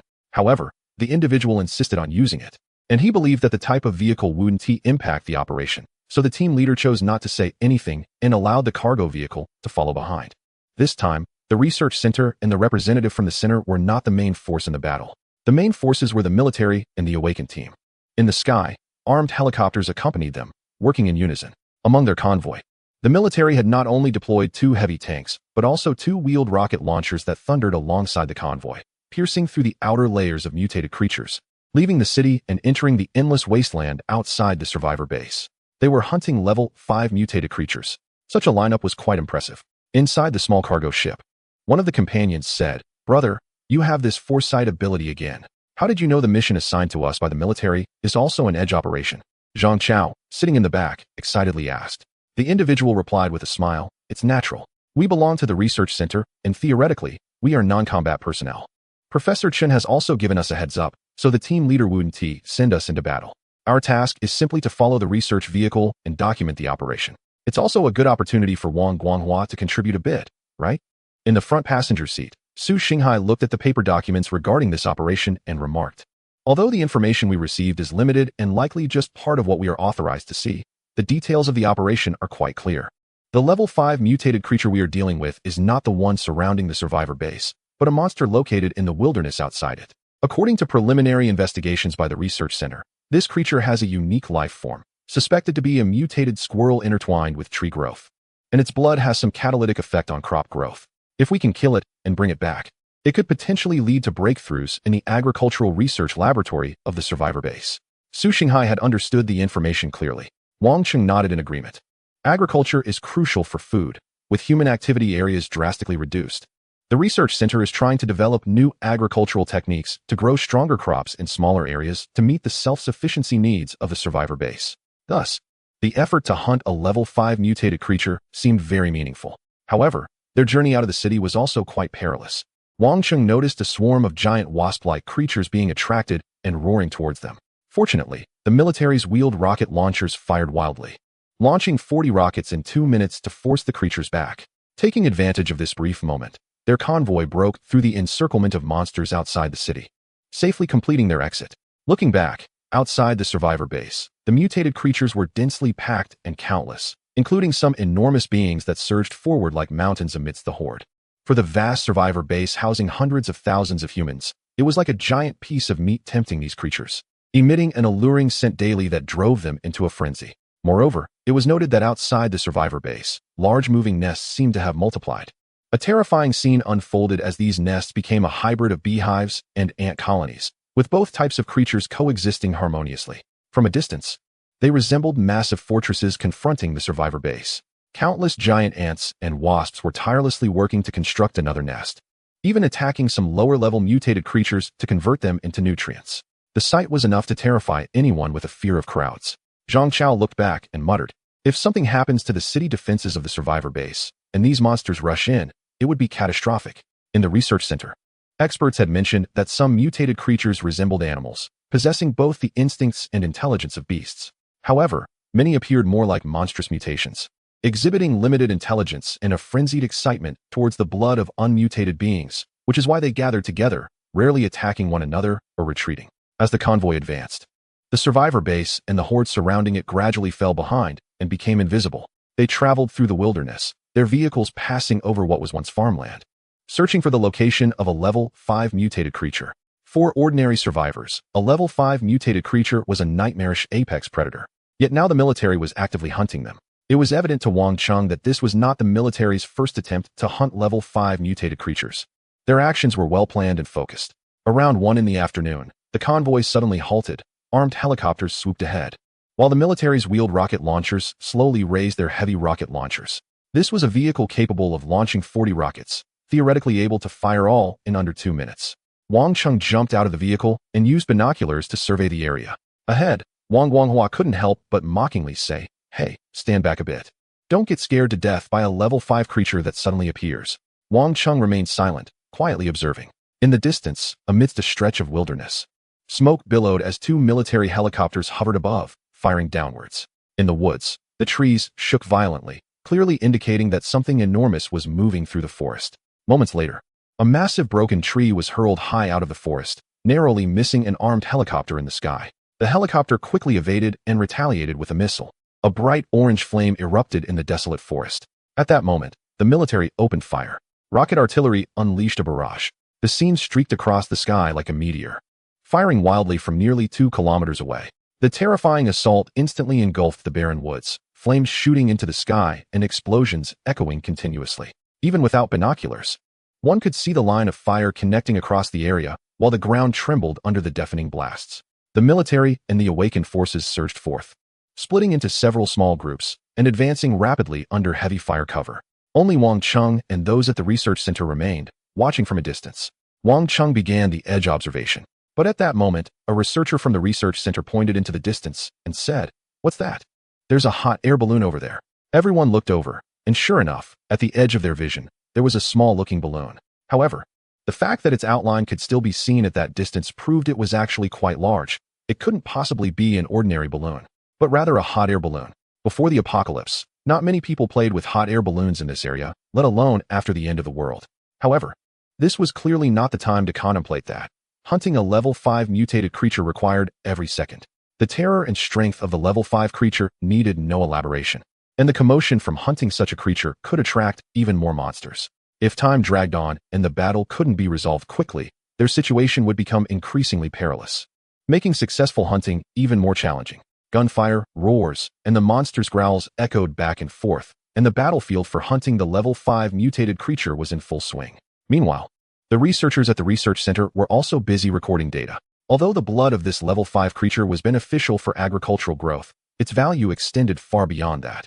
Documenting the confrontation with the level 5 mutated creature was also valuable data retention. As a result, Wang Cheng and his team had turned into complete onlookers, with almost nothing to do on the sidelines. They could only watch helplessly. What was supposed to be edge observation had become true edge observation. Moreover, as things got busy, both the military and the accompanying experts became tense, leaving no one to oversee what Wang Cheng and his team were doing. Professor Chen did not accompany them. After all, this was no longer before the apocalypse. Older professors and experts generally would not participate in frontline actions. Those documenting data in the field were mostly relatively young researchers. Wang Cheng thought to himself that Professor Chen probably didn't expect that he would be so thoroughly on the sidelines. Of course, Wang Cheng was clear about his purpose. He stood on the roof of his armored vehicle, using binoculars to observe the battle situation in real time. No one was paying attention to him, which was just right.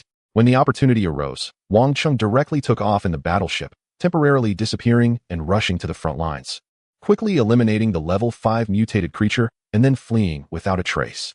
Wang Cheng was also very cautious, making a large detour to avoid being tracked and exposing himself. Not far ahead, a small grove had already been torn apart by the flames of war, with trees toppled and fire raging. A giant, terrifying creature was howling pitifully amid the intense military firepower surrounding it. At this moment, the professionalism of the military became evident. While individual soldiers and their weapons were helpless against level 5 mutated creatures, the well-prepared military formations worked closely together, making it quite simple to eliminate such a monster. Everything from the moment they identified the target to launching an attack and pursuing it like true hunters was meticulously planned and executed, tightening the encirclement inch by inch, turning this once mighty level 5 creature into an easy target. Even now, the military had not suffered many casualties. Everything was going according to plan. This showcased the strength of a modern military. Like other level 5 creatures, this one had a bizarre form. It seemed that upon reaching level 5, its life form and characteristics no longer resembled those of Earth-esque creatures. One could still vaguely discern its original squirrel form, only vastly larger, with its body covered in a tangle of plant-like growths, resembling a hybrid of vegetation and flesh. At this moment, the colossal creature was emitting a chilling howl, its body ablaze and beginning to swell, as if it were being inflated like a balloon. Wang Cheng was startled at this sight. Was this creature at its last gasp, about to be taken down? The soldiers in the field seemed to make a similar judgment. The encirclement began to quickly tighten, and 2 armed helicopters lowered their altitude to apply pressure from above, firing incessantly. Wang Cheng immediately decided to stop hesitating, preparing to transform on the spot and daringly charge out to claim the head of this level 5 mutated squirrel. He had already received a system notification upon seeing this level 5 mutant, indicating that it was worth 1,200 energy points. This was a substantial amount. If he could manage to eliminate 5 level 5 mutated creatures, he could gather enough energy to upgrade his battleship to level 5. However, just as Wang Cheng was about to take action, the situation on the battlefield suddenly changed. The seemingly dying, swollen mutant squirrel suddenly exploded, its back bursting open, spraying forth countless terrifying acidic liquids. The group of soldiers attempting to attack it urgently dodged, narrowly escaping being burned alive by the acid. But then, a terrifying roar erupted. An unbelievable scene unfolded. From the shattered body of the mutant squirrel, a massive flying creature hatched, sporting spots like fungi, with a wingspan exceeding 25 meters. Even larger than the mutated giant bird Wang Cheng had encountered before. No one expected that this ground creature would suddenly transform into a flying one. As it soared into the sky, the two armed helicopters facing it were instantly struck, crashing to the ground in a wail, engulfed in thick smoke, turning into a blazing fireball. Meanwhile, it had already taken flight, heading towards the far end of the sky. This time, the military leader on the ground and the awakened warriors were all dumbfounded. They were completely